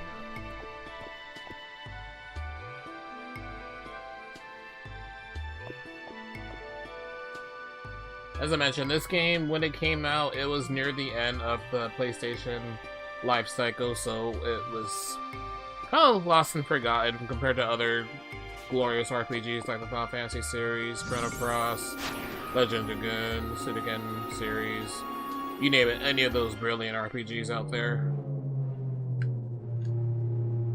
But luckily for us, if you are an owner of a PlayStation 3, $5, great game to get. Great to play through casually, rich in lore, rich in story, great OST. And we learned the true plot of this. This is Maya. That's actually Mint's younger sister. Overthrew her. She's now the ruler of their empire. But she has a relic of her own, the Book of Cosmos. And she's going to use that power to render us useless.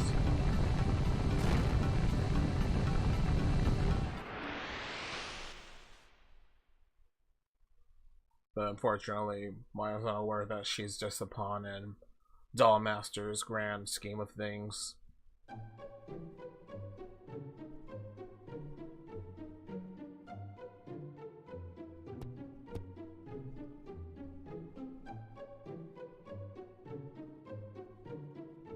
She's like, I hate my sister, but we gotta help her out. I don't like him either, but he needs our help.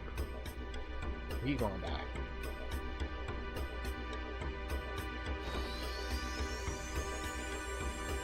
Anyway, we turn Super Saiyan again.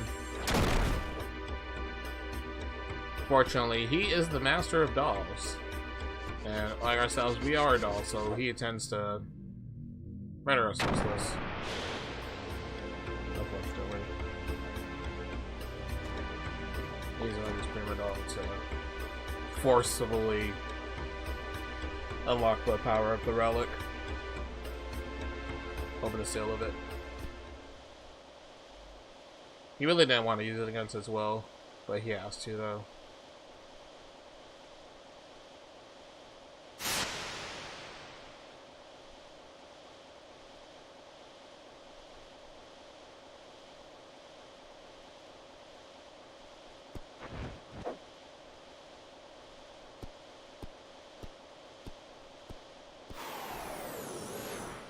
So, out of nowhere, Bell and Duke come to save us, as well as Mint.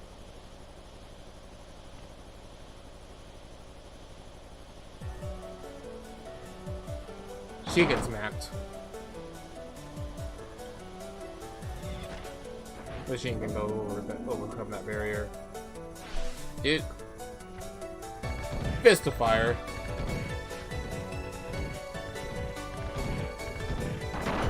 Macked again. Duke gets knocked out. Whee! And there goes Psycho Master showing off his skills.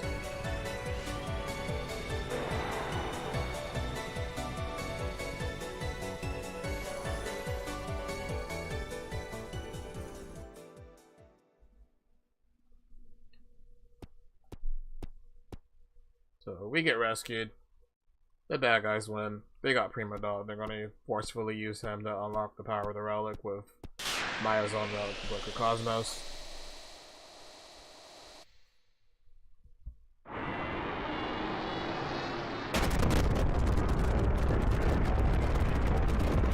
Now comes a big tower. Maya's tower, actually.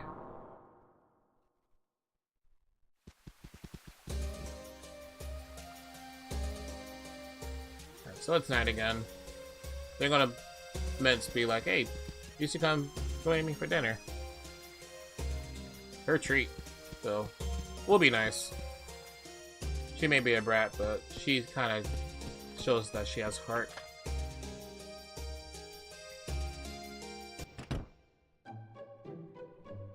We'll make this a double date, actually. Bella and Duke's gonna join us.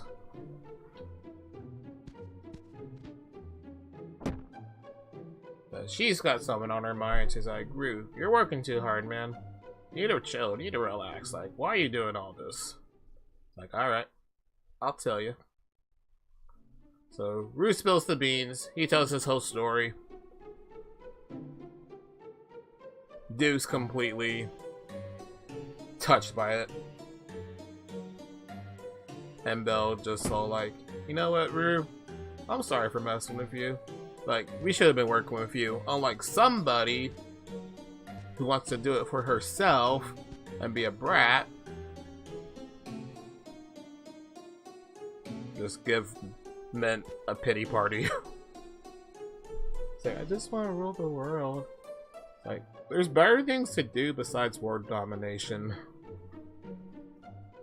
Like, speedrunning. And speedrunning for charity.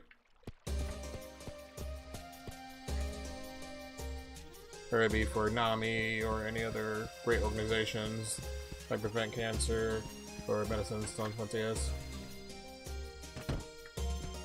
Okay, so it's night. We need to go to bed.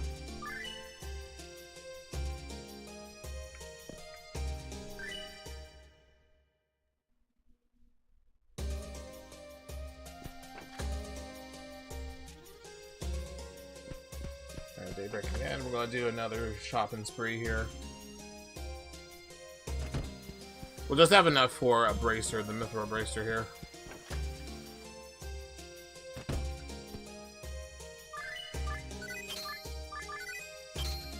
Which is all we need.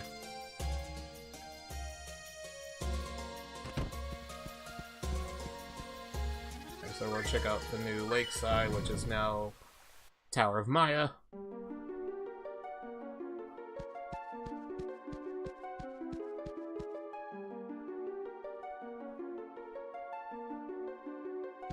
So we look at it, not impressed. We go back to town. Gotta think of a plan how to scale this tower. Meanwhile, at the tower. we get to introduce the two more characters. Trapmaster, the guy with the spiky red hair. We would have fought him in the forest after we fought Blood and Smoky. And then the chick in the middle, Mode Master. We'll be fighting her later as well. And then we see Master's to attention. He's going to be planning a coup against Maya. She doesn't know yet. But he wants to run up for himself. He doesn't want to do it for Maya.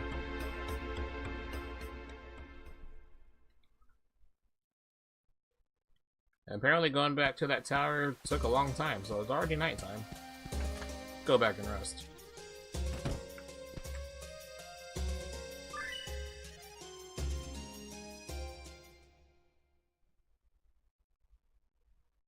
Wait a minute, someone woke us up. Who woke me up? I'm trying to sleep here. It's Claire. She's alive. How's this? Something's going on here. Is this a dream? A nightmare? Or is this real? So apparently this is real because we get to move and all that stuff. Okay, so she's not here in the alleyway. He's moving too quick for us, dude. Okay, so she's moving on to the docks.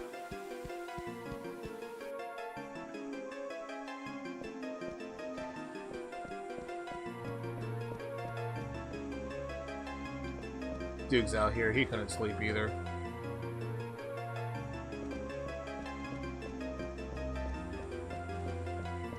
So not here at the docks. She's not in any of the houses because they're all asleep. We'll go check, see if Rod knows anything. So he couldn't sleep either, but Johnny was been barking up a storm. He thinks it's a ghost. And Pupper's intuition is right. Probably a ghost. But we see her right there. She's going into the church.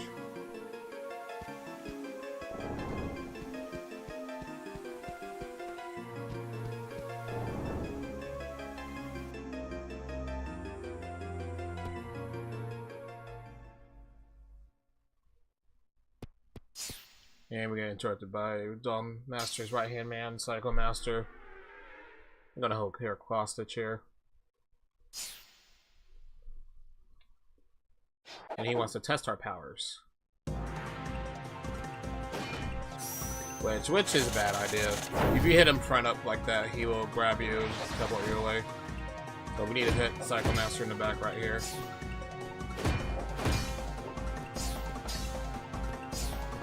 We'll just teleport you away, just hit him 2 times in the back until the fight's over. And watch out for those shockwave attacks.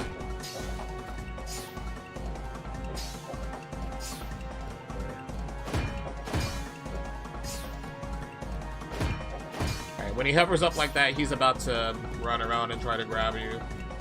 You don't want to get grabbed by him. There we go.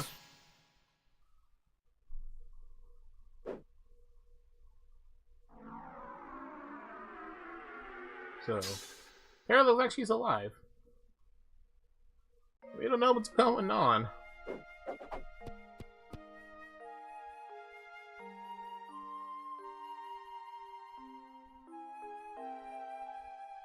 But we'll find out.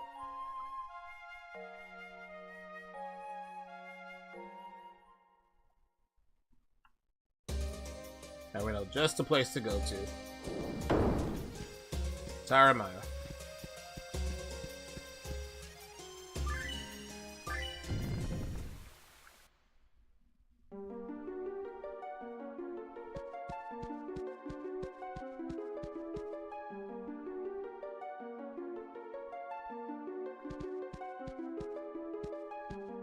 Anyway, as soon as you enter in, we see someone blocking the door for us.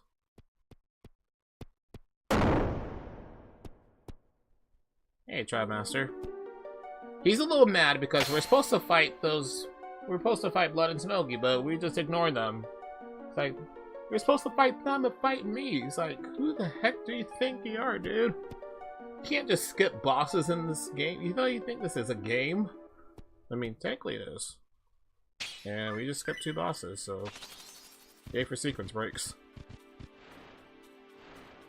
Alright, so he's like, okay, go up the tower. Don't come back down here. Because I worked the place to blow up.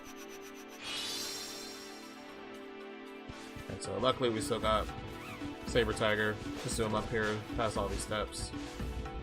Try to not get smacked around by all the rabbits. We got some pumpkins. Little rabbits.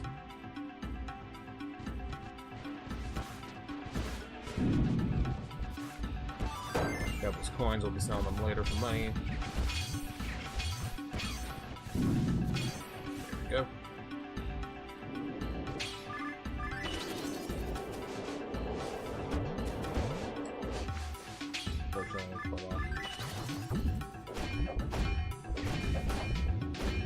Okay, so if you mess up the platform in here, you have to go and kill these pumpkins. If you step on the wrong platform, fall down, like pumpkins up.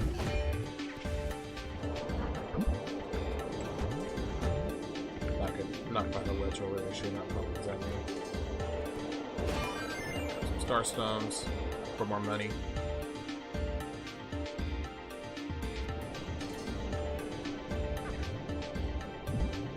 This elevator. Destroy some pumpkins. If they glow red like that all the way and they start flashing, they will explode and do some moderate damage. Everything is max. Pick up the pumpkins. There we go, early jump here. Go up the stairs.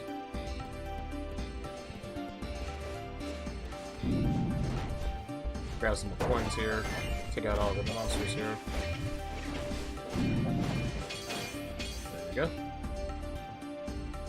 Now coming up is a cool little double trick, a double jump trick we can see again with the rabbit. Just like with the gargoyle you saw earlier through the underground ruins, these rabbits have a double jump property as well, so there we go. First try actually. Normally you have to knock off all the other rabbits off their platforms and ride around there. But with enough practice, you can do a really tight double jump there, across there, and go across easily. And unfortunately, we lost our tiger form. We'll just climb up here. Optimally, you want to try to have Saber Tiger form as long as possible.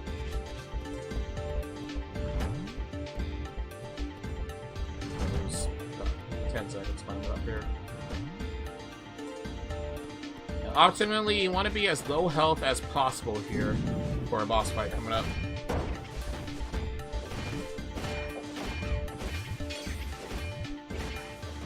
There we go. Kind of got super low, but we didn't want to be at full health.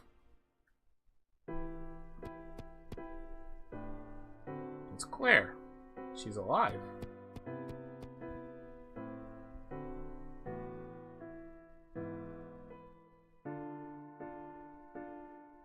So I just love how the plot just gets really juicy here. So, Claire, she wouldn't call us a crybaby. Moan Master, she baited us.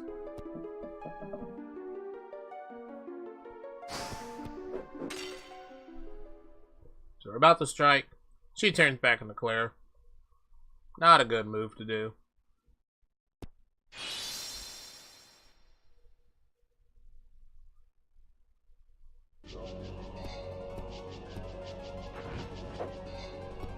And here comes Dollmaster to brag about that. There's that. We get mad. We turn Super Saiyan.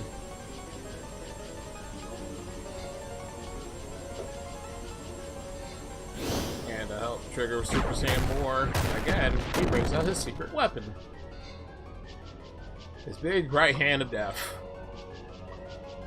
He killed Claire. Bum bum bum.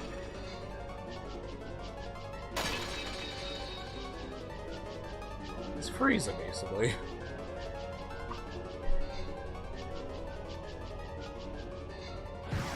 That's it, really. Alright.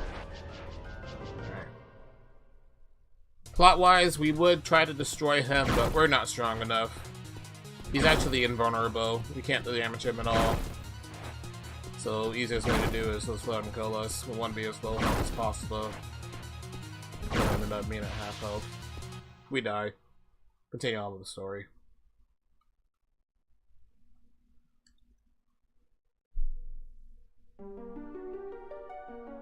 Even if you try to max out your stats in defense, it's still unwinnable, so just don't even try.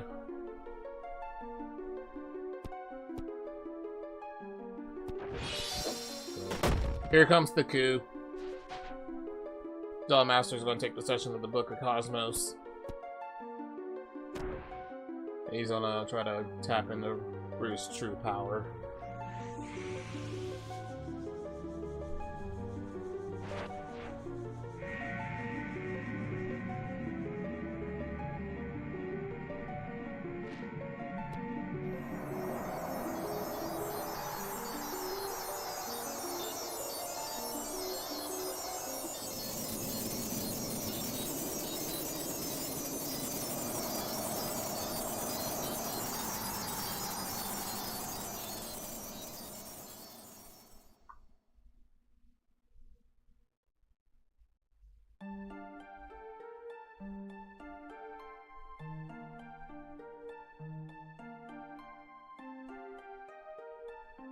Rue in space! Actually, we're in another dimension here. We're actually inside the Book of Cosmos.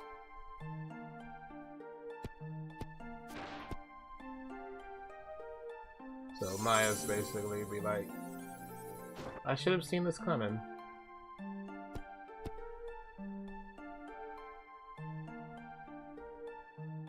And she's right, we have incredible power. We gotta unlock that power though. But Rue's afraid of it. He doesn't know what to do. He doesn't know who he is. So he's playing more lore about the Book of Cosmos being a relic. But it's not the true relic that we seek. This guy knows what it is. Actually, it's a relic of Valen. And he's one of the guardians of it. But he sees us. It's like, wait a minute. You're a servant of Valen. You're evil.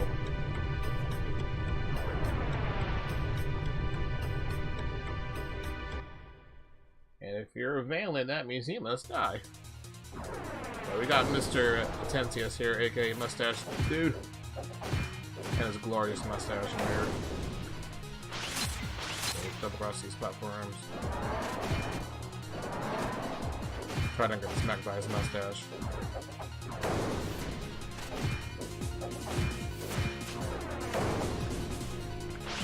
Platform.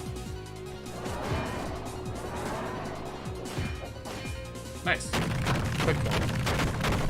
If I did not hit him, there would be another phase where he starts trying to lunge towards us, and if we get grabbed by his mustache, he'll fling us across the other side. Moderate damage. So that's why we skip that phase.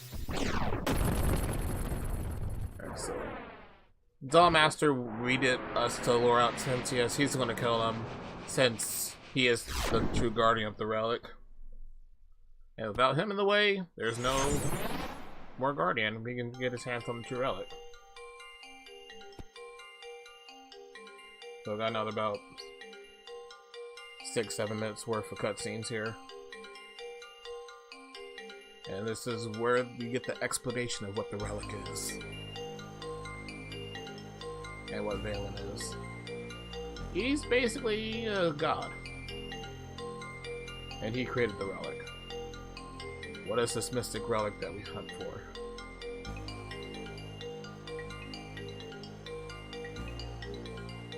It's called the Dewprism.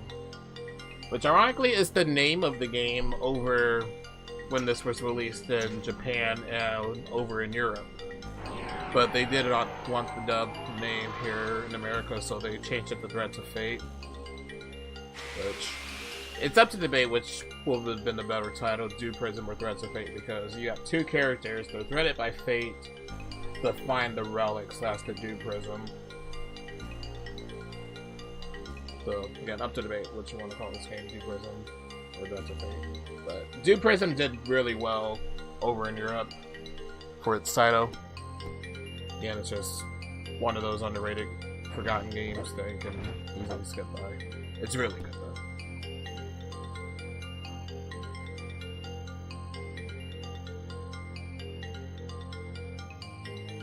Anyway, he's saying that Valen, he's a god, but he created the Dewprism. He can't really use it though. His spirit got destroyed, so he needs a body. And without a body, he can't do it. So Tentius has one more last raw tell us like, no, you must stop Valen. But you dogs are evil.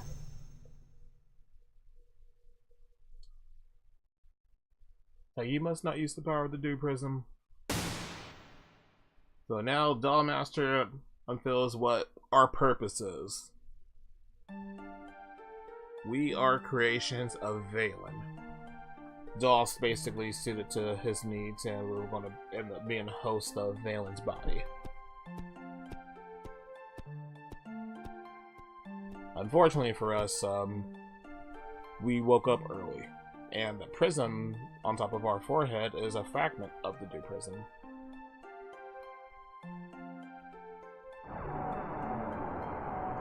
And since we're dolls, we're going to get hosted over to Valen. Valen's going to become a god, reign over the universe. Bad guy wins. We don't want that. Because we need the power of the Dewprism to resurrect Claire. Versus while Mint wants the power to just become a brat with power. So we're going to go with the more noble story of Rue. Use the Dewprism, get the power. But he woke up early, he lost his memory, he doesn't know what his true purpose is. And the plot thickens. He takes off his mask and boom, he has a fragment as well. We're both dolls. Actually, they're brothers.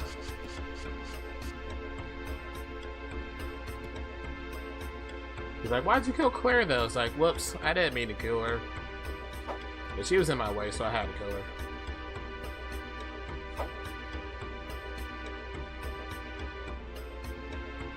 So he's denying the fact that we're brothers.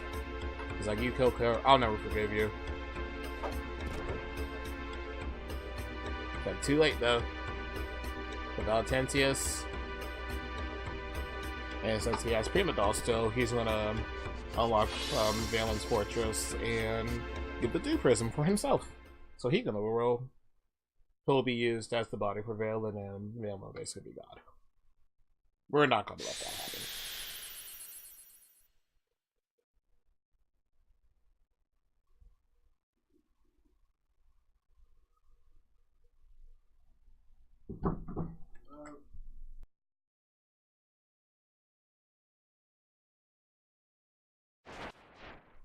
Sorry about that. Anyway, we're out of the Book of Cosmos.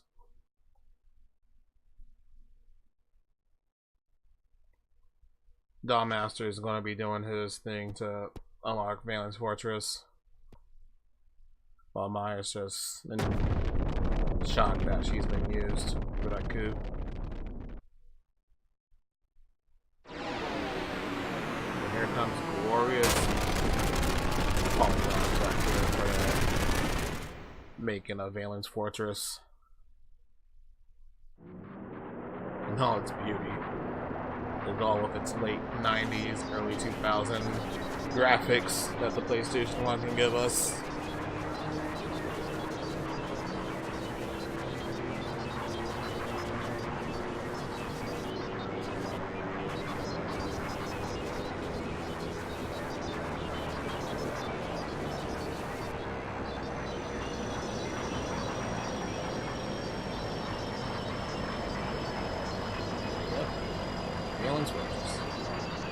Yeah, as you can see, it's up in the air.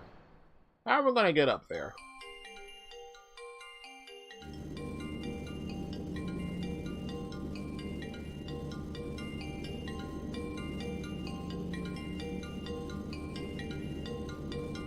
Alright, so he's gonna place those two. Dollmaster is gonna place Trapmaster and Millmaster to keep us busy. He's gonna go up there and start the process of getting to the prison.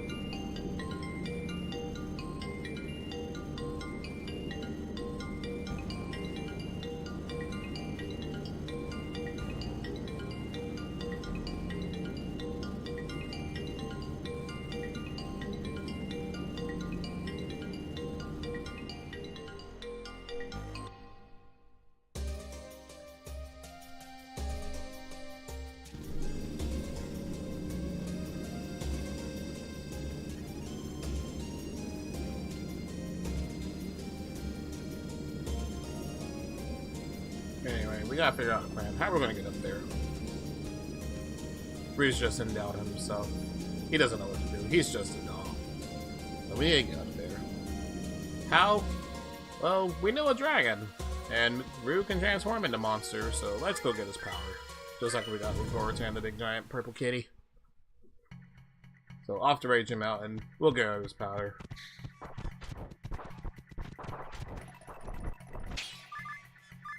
Actually, we have to power above us, so I'm just have to jump down here. Sometimes I normally have to re-grab Bubba. Not in this case. But if you have to, just go back down and grab Bubba. Not get hit by the things.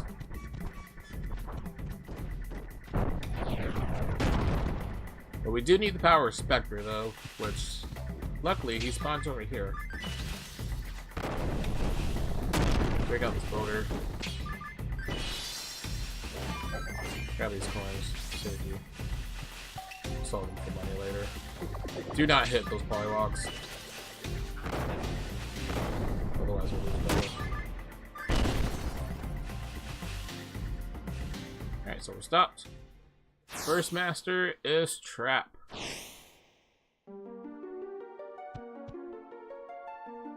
So now we get to fight him.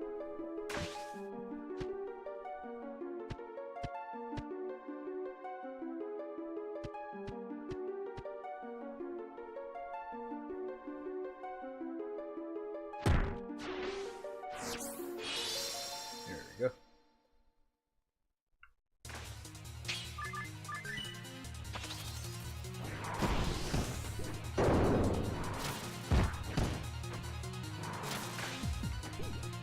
Simple, this platform. Do not step on those lit tiles right there or we will roast. Or do not stand in the lighted one as well.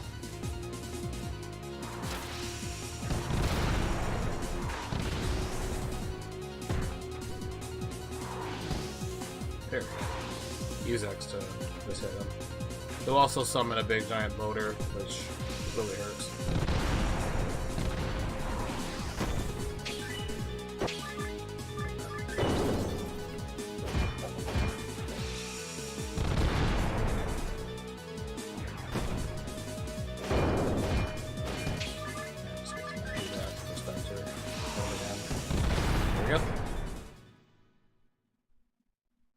A little sloppy.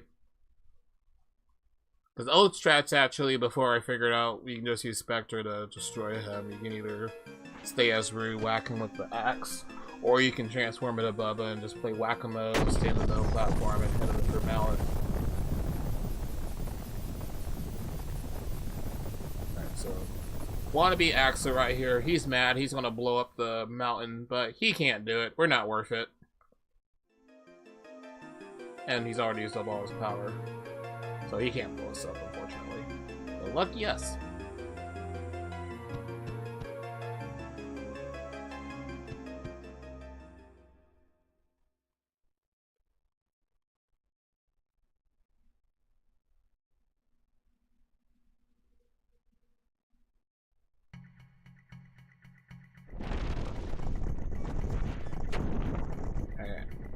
Since my health is not really optimized for this next fight, I'm going to take a quick death here to get a full health recover. Because Mode Master can be a little dangerous with her monster transformations as well. So we're going to use a gold coin, get some full magic as well. So that's the different property of the coins. Bronze coins, they give you a quarter MP back when you revive. Silver coins revive you at half MP. Gold coins will give you full, and then there's super rare platinum coins, which is the same properties of gold, but gives you a 4 bonus in both offense and defense. But they are super rare to get in the game, and unfortunately, there's none that we encounter for the speedrun.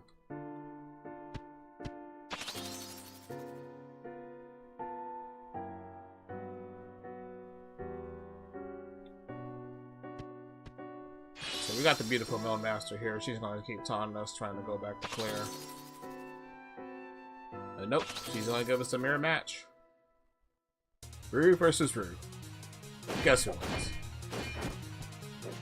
So she's gonna start off with Rue. She's gonna transfer into Bubba, which is perfect. Just smash X. Make it a Corker for Bubba. And she's gonna transform back into a Goblin.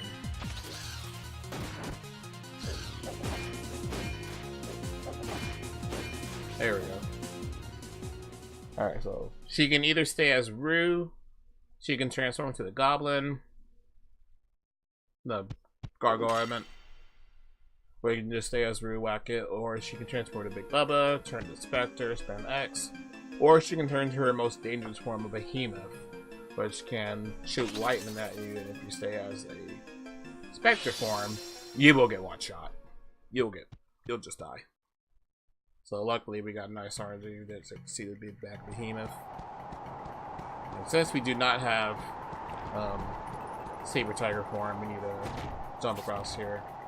If you fall off, we'll negate the win property of us getting blown back. Just for that little moment.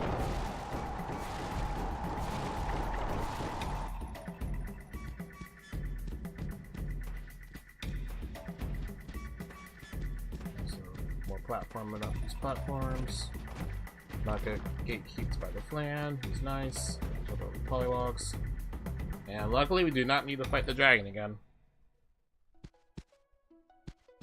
But we do need to borrow his power. Like, sure, take this! Still got that cat block button on. But yeah, you have my power. Use it well.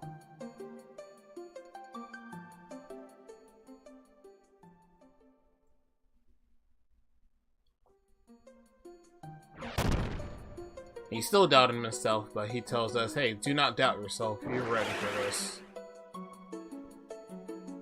So he tries to give us a little pep talk. He tells us, hey, you're a doll, but hey, don't let other destinies stray you from your path. It's like, make your own destiny. Which again, just that great nobleness that Rue's story offers.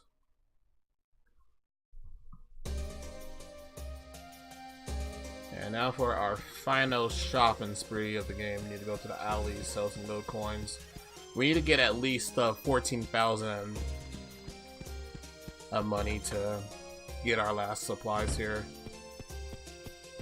So we'll go here, sell our monster coins, sell our gold coins, and the legendary helmet for some. So that, sell.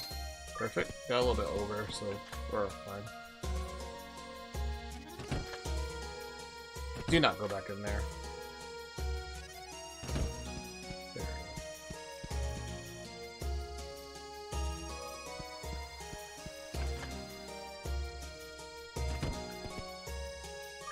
Alright, bye Brave.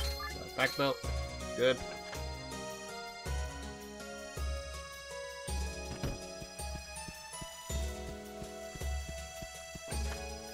And do one more safety hill. 100 health. Nice. And since we got the power of flight now, we can finally go up to the last dungeon, Phelan's Fortress.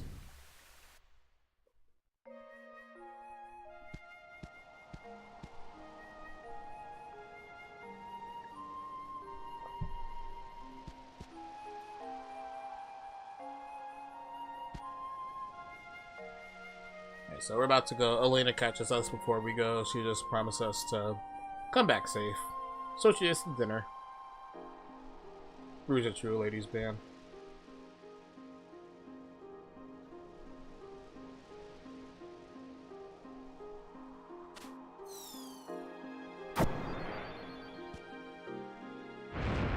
Dragon.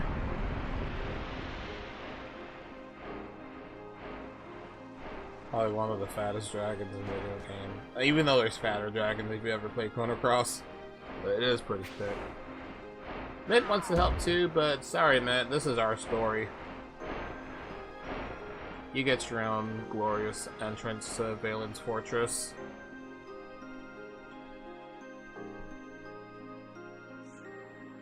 Ours is more glorious. We're a dragon. Can't beat the dragon. Hey look, Prima Doll, he's alive. But he's kind of sleepy. He used up a lot of his energy to help summon out Valen's Fortress. So he's gonna go take a nap. But he just tells us, you're so brave. It's like, first time I met you, you're really timid, but you know what? You're a good guy, Rue. Go kick butt for me. He's gonna go take a nap. Sleep tight.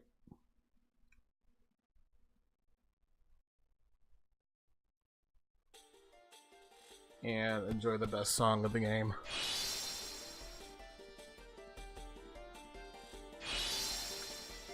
Alright, so Valen's Fortress, made up of 4 different arenas here, mainly trials.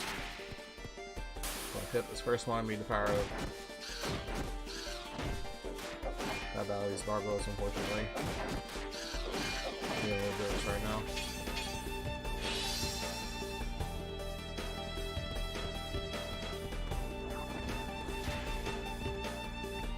So go up and guard these behemoths.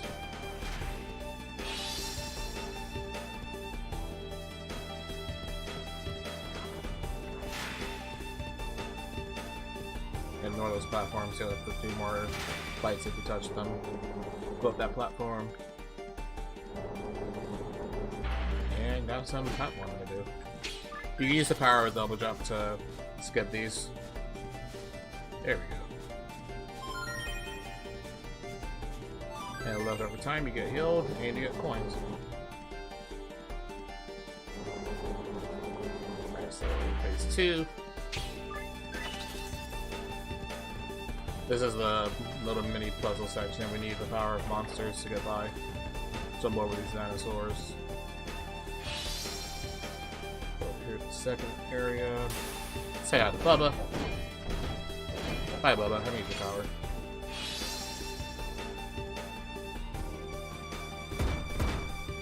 You'll get headbutted by the dinosaurs. To the left. Plants. Up here. Just power above it to break that folder.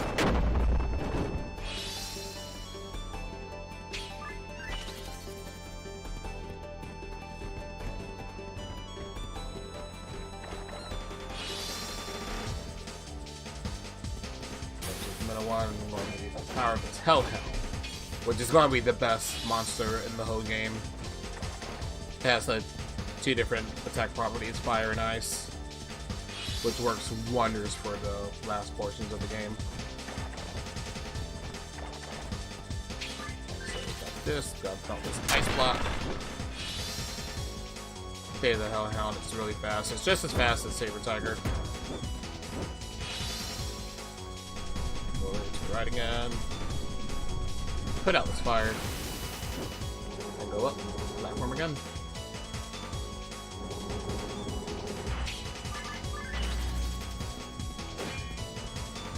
Platform, come back.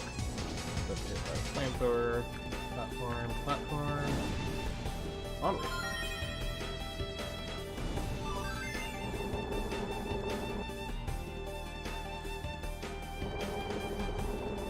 Here in Arena, it's just a little maze.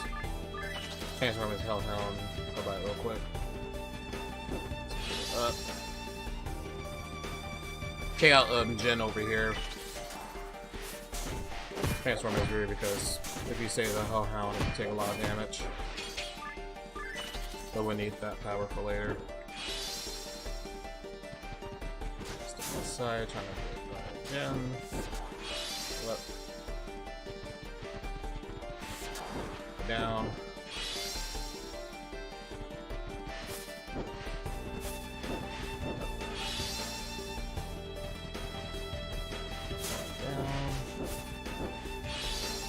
Twice.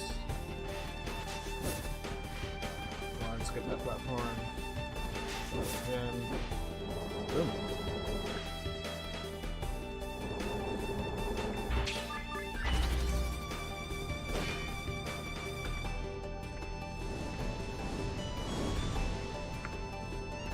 That's real tight.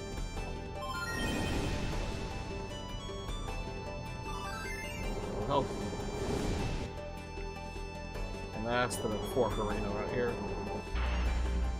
Little monster gauntlet. Transform the Hellhound. Look to the left or right about to kill some behemoths.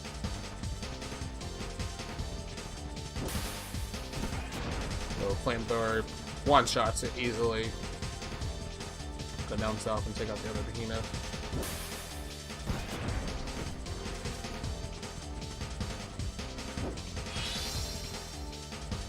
And rinse and repeat on the other side.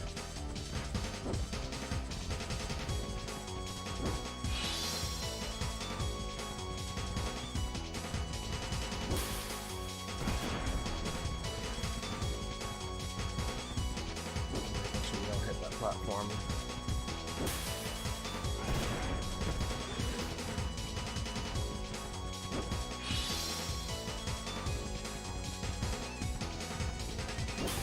Yeah, last behemoth. Take it out. Easy peasy.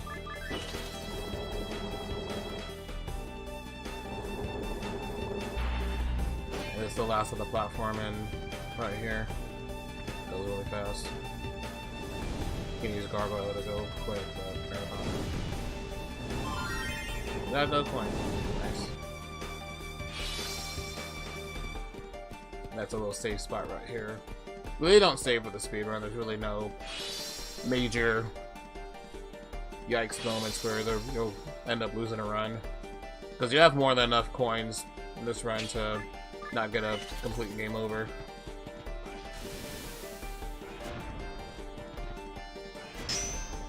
So we got the Circle of Stones here. It's a little trial that we have to do with all these monsters here. We got a lot of Hellhounds and Gems, which we need to use their power to acquire stones. I need magic. There we go. Just went over to the left here. Cut the wire around both the ends here. Here we go, grab the stone. Yeah, those torches right there, they could be really finicky with the hitbox, so it may take a couple of tries to try and hit them. Like the Hellhound. Them over, make sure they don't get hit by them. Now we're gonna write these two in the middle. Got a stone.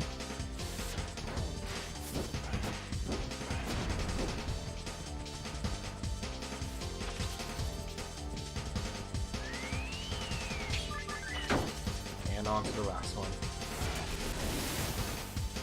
Yeah, knocked back there. Bad luck there with monster positioning.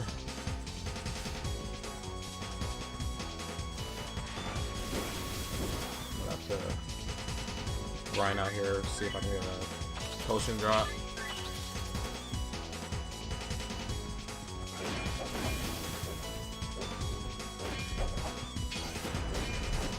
There we go. 50. Hellhound, we want to take out this light.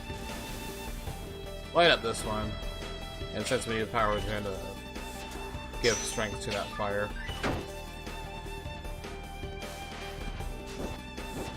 Just go back to the middle, hopefully not get hit.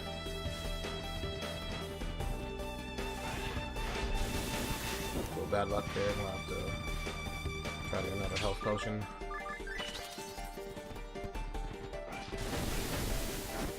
Or I can take a death. I have to get that last stone again, though.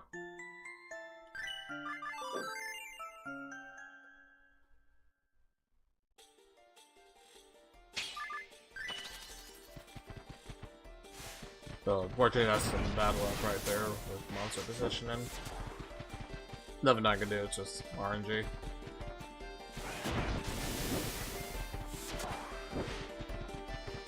So, same sequence again. Put out this fire. Light up this one. Help strengthen this one.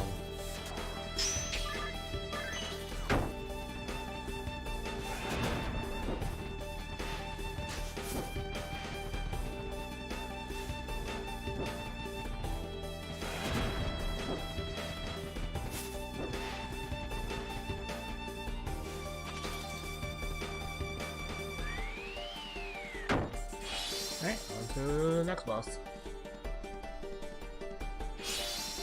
Right, so like Mode Master and Trap Master did, Cycle Master is our last ditch defense for Doll Master's grand scheme.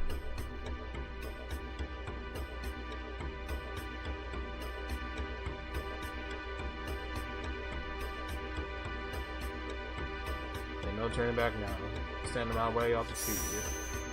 So, Cycle Master is going to obstruct a barrier for us to fight in, and he's going to unlock his true power.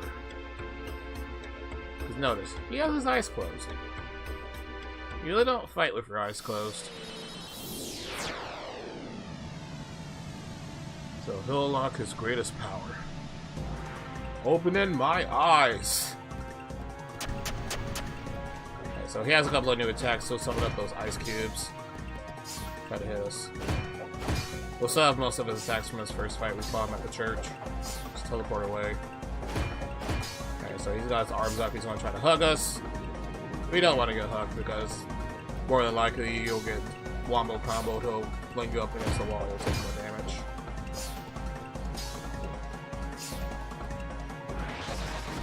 So, shockwave.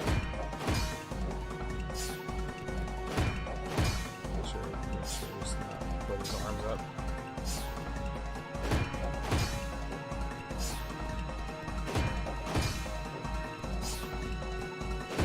He's got his arms up and around. Don't touch me, bruh.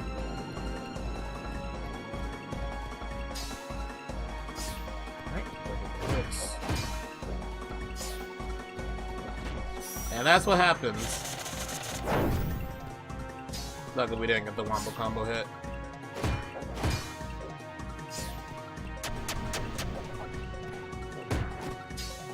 One more hit. Fight's over.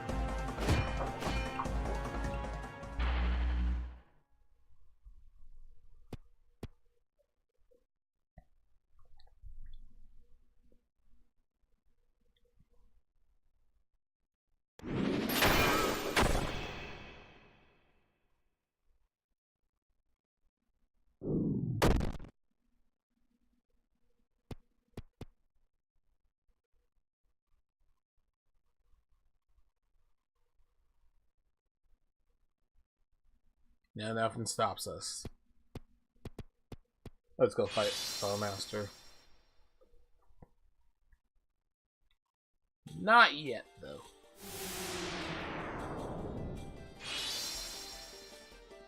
One more room. So we got a little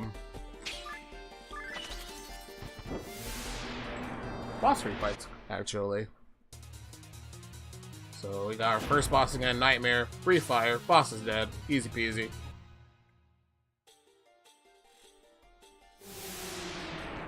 We'll go to the right here, take care of another boss that we saw at the beginning. Skull Beast.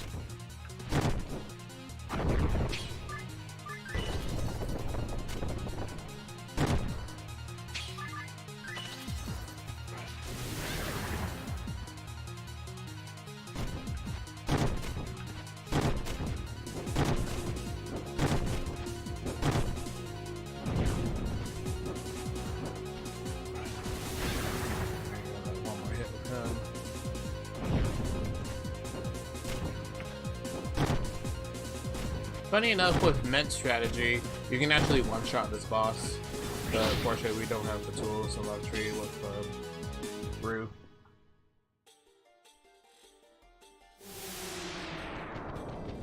And last but not least, our good buddy Chimera. And this is the Phase 3 Chimera fight that we saw at the end of the Ghost Temple. Flamethrower when his head pops out and he can enlighten us.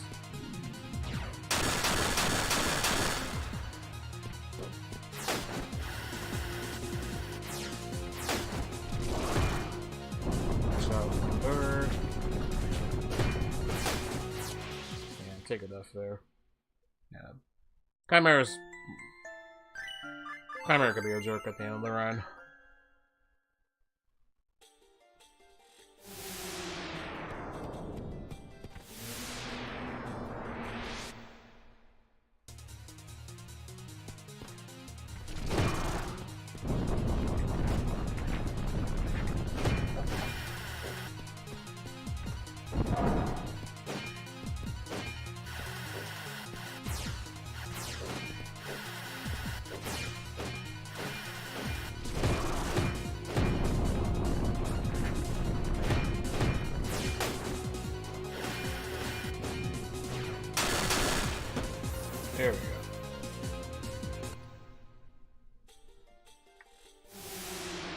So another save point there. The game's nice enough to give you a full heal for the for Master coming up. Beyond those gates lies Valen and the power of the Dewprism.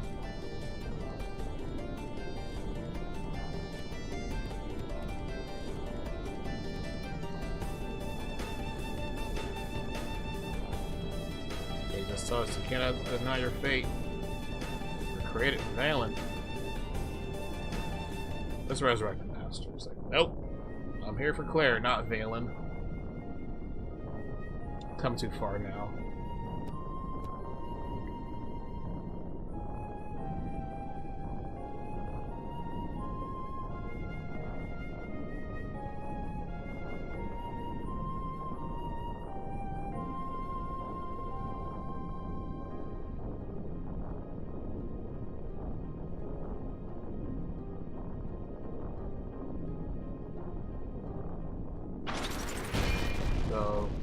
Master, he's not going to take us lightly. He's going to unleash his true power.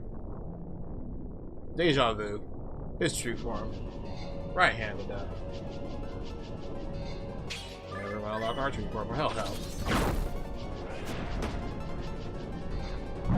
Run away from him. Do not get grabbed by that big rock hand. Or slap us.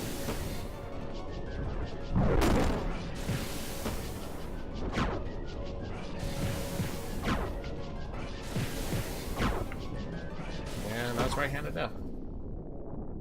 Older strats would be back at the refight room.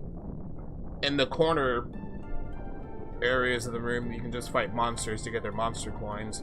Older strats, you can grab Spectre and use Spectre ice strats to use it, but Hellhound's way more powerful than Spectre.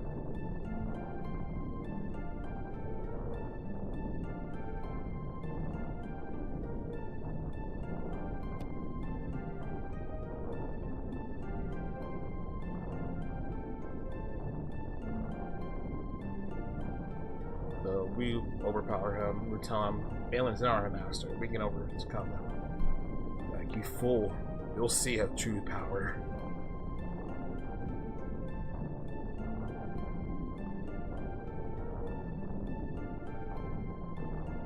But you fought with honor, though.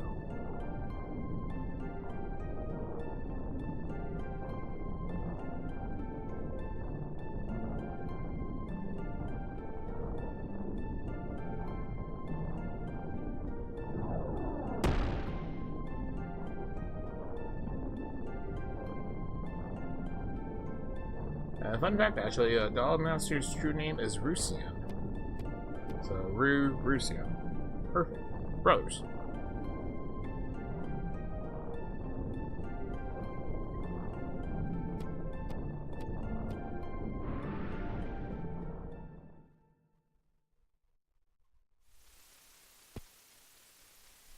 There it is, the Dewprism, at long last.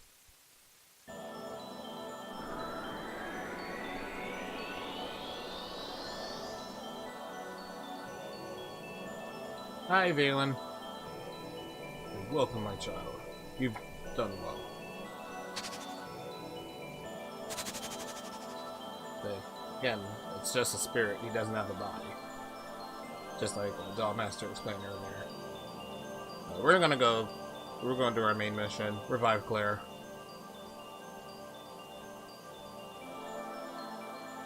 It tells us, pray. Use the power of the Dewprism to resurrect her. So yeah, he looks like a nice guy. He's gonna help us.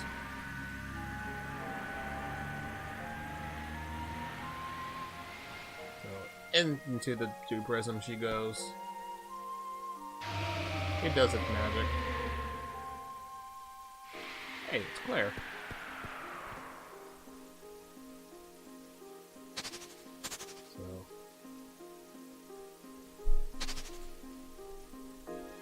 Valen vanishes. Yay, we win. Nope. Claire, you're not supposed to be floating. You did that earlier. As you can see, Valen kind of double-crossed us. Since he did not have a body to do that, and we're supposed to use Rue's body, he'll just use Claire's body. So, thanks, Rue. You got me a body. Now I use the Dewprism to rule the world.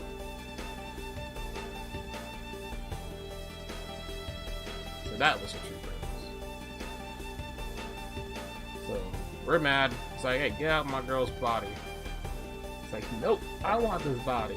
So you're gonna defy me? I made you.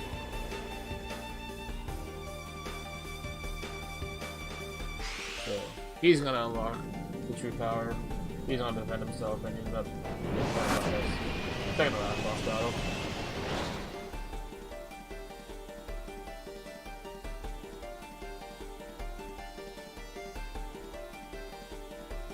So we don't need to do no transformation, we just need to jump up and hit the crystal. Valen's in. Let's try to take care of Even and Do over here. So she's just gonna fight around. Well, Even and Do is just more of an annoyance. Jump attacks a little bit. And just go around slap us. You can do a chainsaw killer attack. And then if you see it stop and starts flapping its wings, that means it's going to try to heal the boss. You don't want that happening, because it heals at least half health the boss. And that was really good RNG. You just gotta mainly pay attention to the floating patterns of Valen, focus on that, and try to multitask as well. Find it Even and Do. That's some good floats right there from Valen. So unfortunately, Claire's body's not strong enough. Okay, Rue, you're powerful. I'll use your body.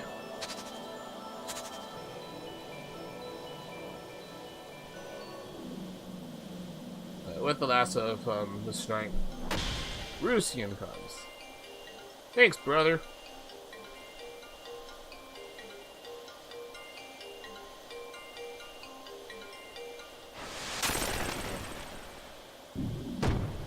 He dead, yo.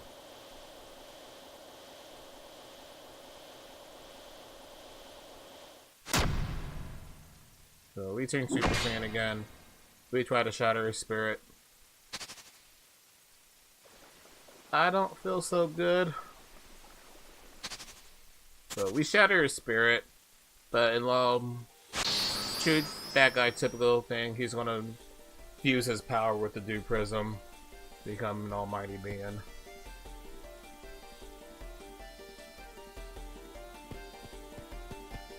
Claire's fine. We're gonna check on our brother one last time.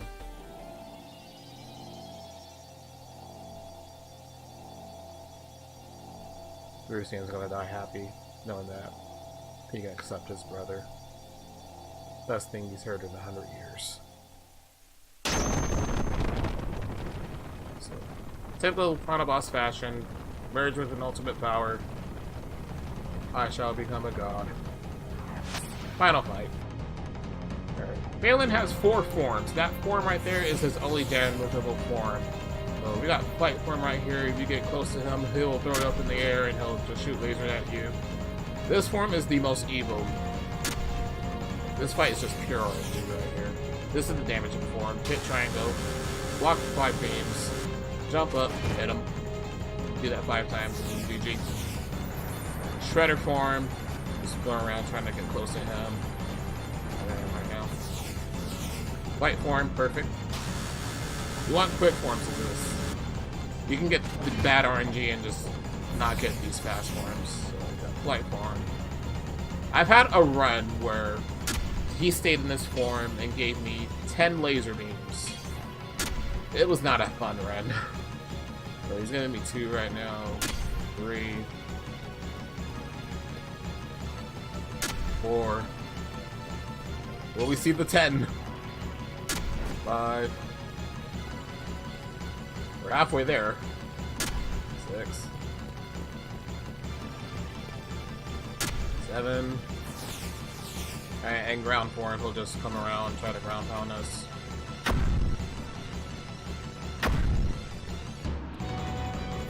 Nothing we can do, just gotta get into his damage form. We can't damage him in these other forms. Aren't these not doing this right now? There we go. 5. Hit. 2 more times.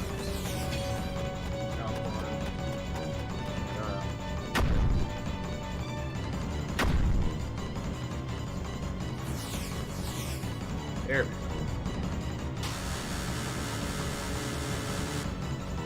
So if you're going for world record attempts, Balin can be the gatekeeper if they get a world record or not, depending on how nice his RNG is. So this would be medium-based RNG. I've had God RNG was giving me quick forms before, and I've gotten the absolute worst luck before. Like 10 laser beams.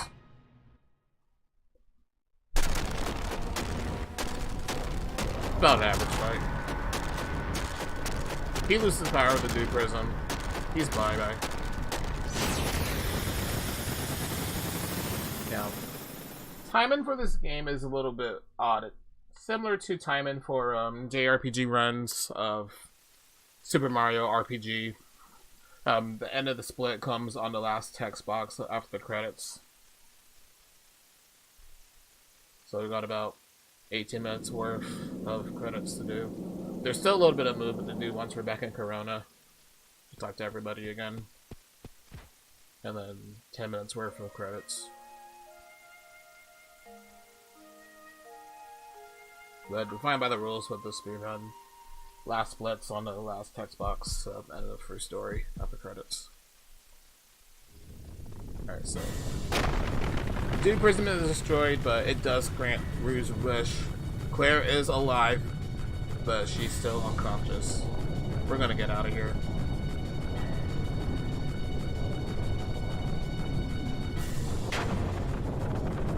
Unfortunately, we don't get the epic moment of us moving out of the fortress. It would have been awesome.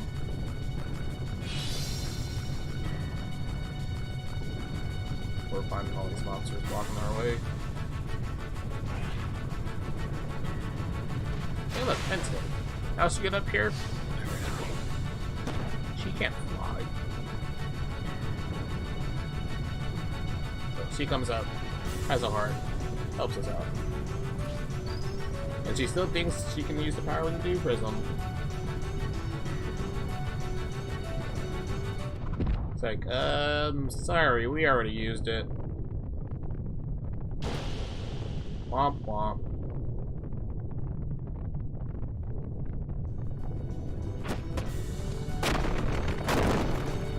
Womp womp. Poor man.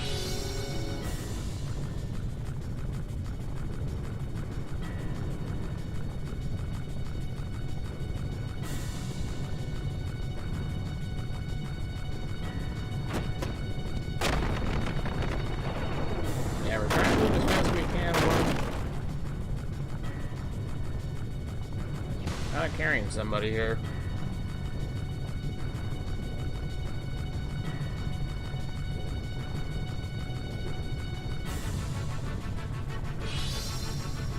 Yeah, she got up here with her storage. We have to get the power of flight for Rod with his boat. So it turns into a plane. She got up here with it. Pretty cool.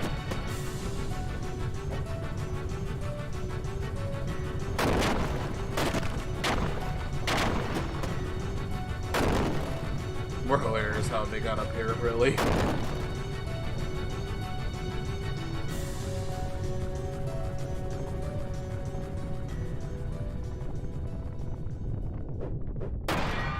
Gotta accept our fate. We're stuck. We're not gonna get out of here. Womp womp.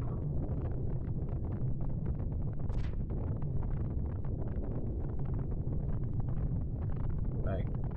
Sorry, Claire. We couldn't save you. We'll die together. And with the last of his strength, Cyclomaster helps us get out of here.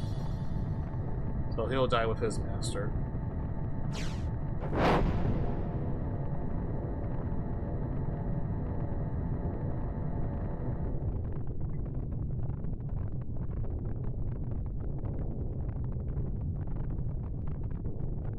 And he didn't even do his greatest power. He still kept his eyes closed. Like that, Valen Fortress. Throwback of Flash. Early Flash animation. Explosion.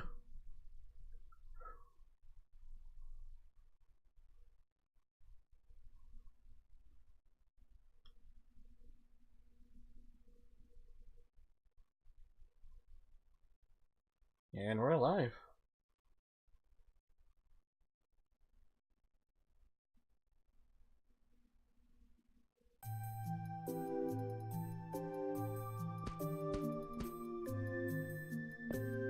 Now, oddly enough for the endings here, for Mint, you can just automatically don't talk to anybody in town and just leave back to your homeland. But with Rue, we need to talk to people. We need to check up on Claire, make sure she's still good. Then say our goodbyes to everyone. Because that's the right thing to do. The noble thing to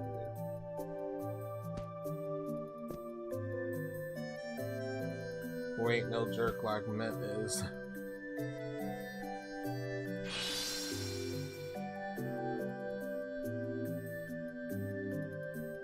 So let's move on. So this is why we don't split here. We still have movement to do.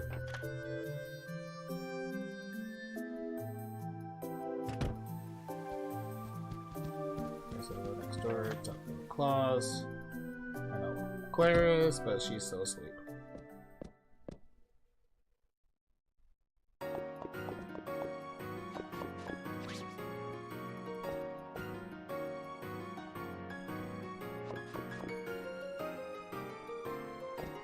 She's fine. She's just resting.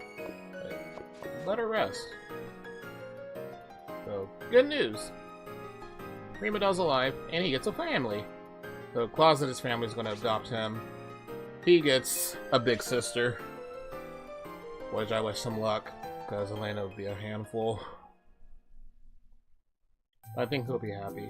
He has a family. A for adoption.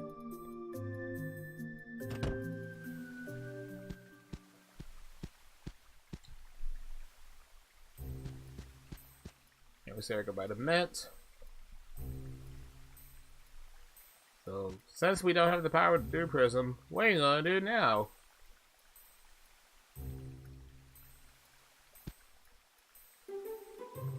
Same thing she's gonna do every night, Pinky. Try to take over the world!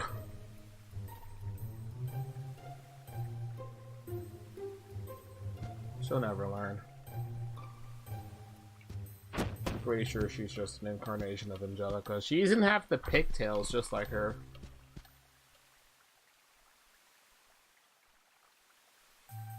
Alright, so we got another goodbye to tell too. We gotta thank Bella Duke for helping us out earlier.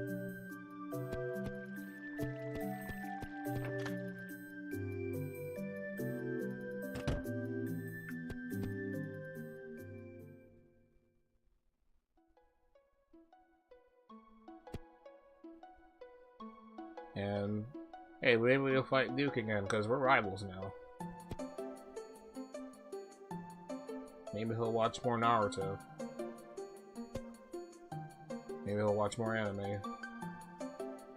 Or play more fighting games. We'll probably get into Smash.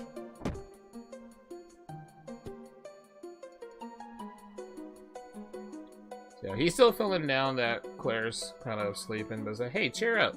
You saved the world. You saved the day. Be happy. Sure, moment. My point exactly, Belle.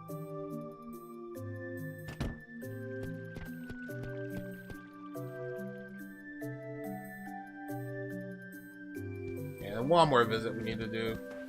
We gotta thank Rod for giving us a ride to the Rues.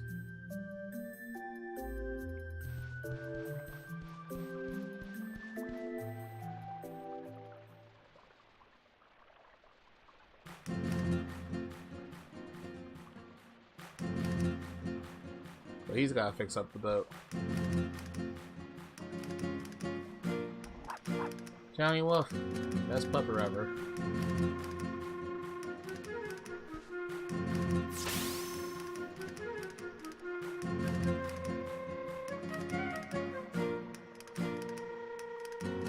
we'll meet again one day. You got heart.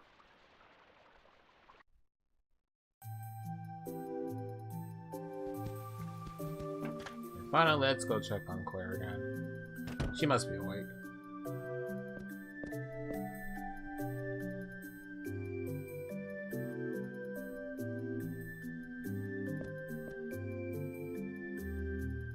Did I clear up yet? No, she's still sleeping. It's like, fine, I'll check later.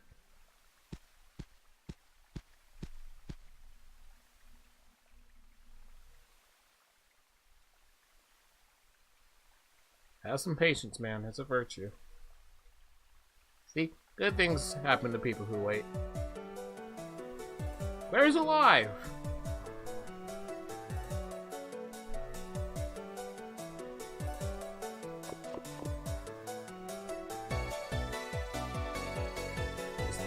The journey is now complete. After 3 long years, it's finally over.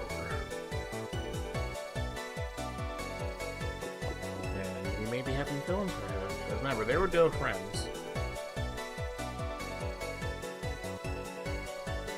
Maybe they'll be more like friends now?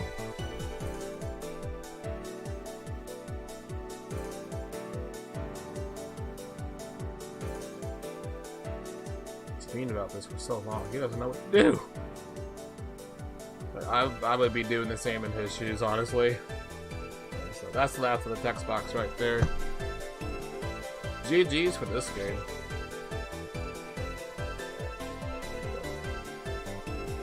Got the final scene here, got everyone coming out of the woods, cheering on both Rue and Claire.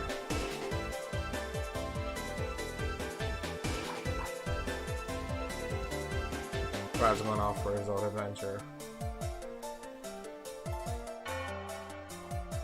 And is that wedding bells, maybe? Who knows?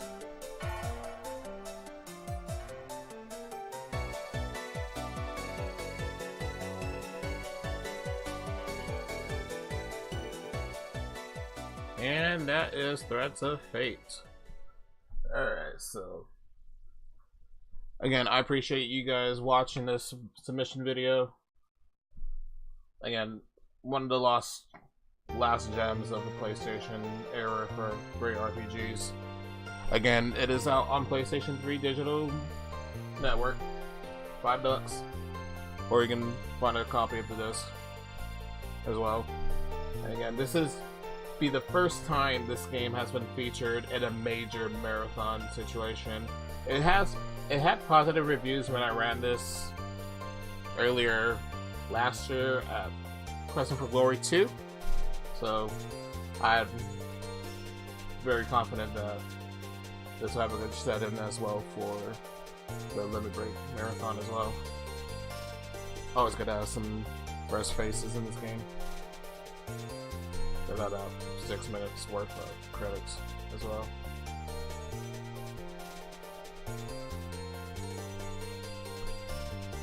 And just overall great game to run. Great game casually if you're into deep lore games with Rue's story, or if you like comic relief with Mint and like magician strats with her. Her run is good as well. Been trying to improve my time for that run as well, but I do have road record as you see listed below, 256.35. My ultimate goal is sub 255, which I'll be switching over to Mint to run as well. Try to get that road record, I believe. It's like sub 250. And then probably moving on to Learn the New Game Plus, which I believe Elsie Hime has world record still for this category for Rue. Still the better of the two characters around ass.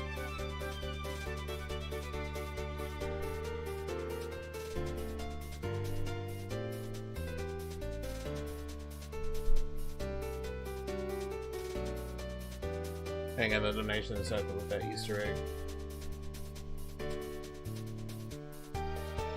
Big dragons can burn you if you're not protected. 18,000 damage. I've seen damage ranges between 15,000 and 18,000. Pretty scary. Actually happened in one of my runs, I just kept smashing X, and I'm like, wait a minute, that's never happened before. Imagine, and I managed to get a PB during that run, during that mistake.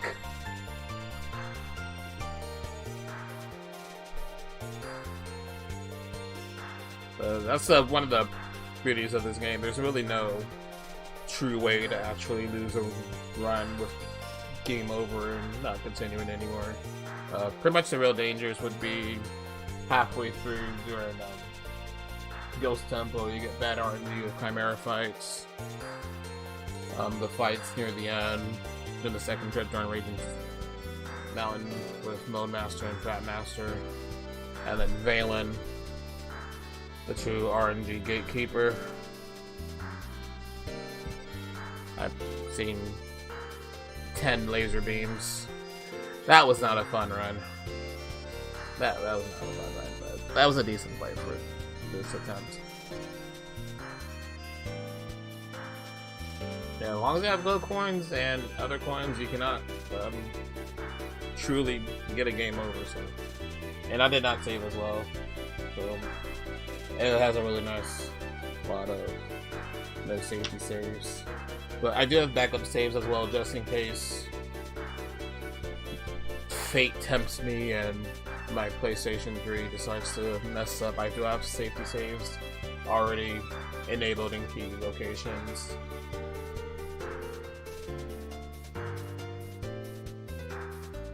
So we're good on backup. But that's Sif.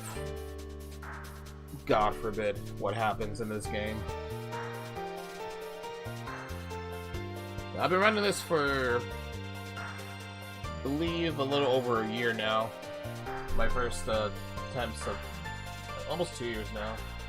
I started off with 330, which we lowered it down to 317, 315, and then managed to sneak the road record under a little over 3 minutes, and then slowly getting PBs between 30 seconds to a minute, and then finally broke the sub 3 barrier, which was just happy days, just mainly with new boss strategies. So shoutouts to it's a small community we're trying to build up. We got LC Hime, we got Retro Tweak, myself at the moment, for active members.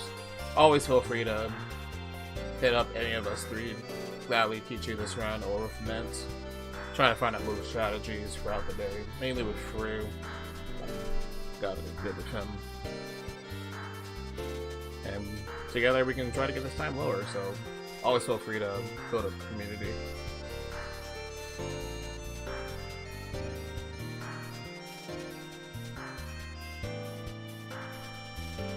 Again, one of the last era PlayStation games. So, as we see the Dewprism float up gloriously. Last text box, as soon as it faded out, we got about 15 seconds worth of blackness. And a split coming up.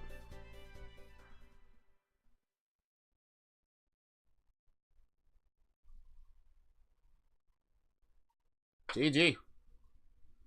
In under 3 hours, which was a very good mental estimate of myself, so I'll probably put a leeway for about probably a 3 hour, 2.5 minute run.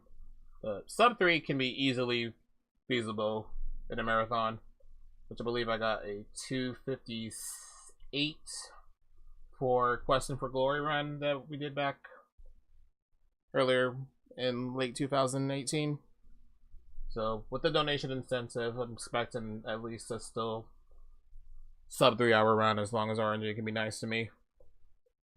So I do appreciate your time watching this submission video, and hopefully I will see you guys over at RPGLB 2019. So appreciate you guys watching this run, and enjoy the rest of the submissions. So thank you again for your time. Real exciting out here. Thank you very much.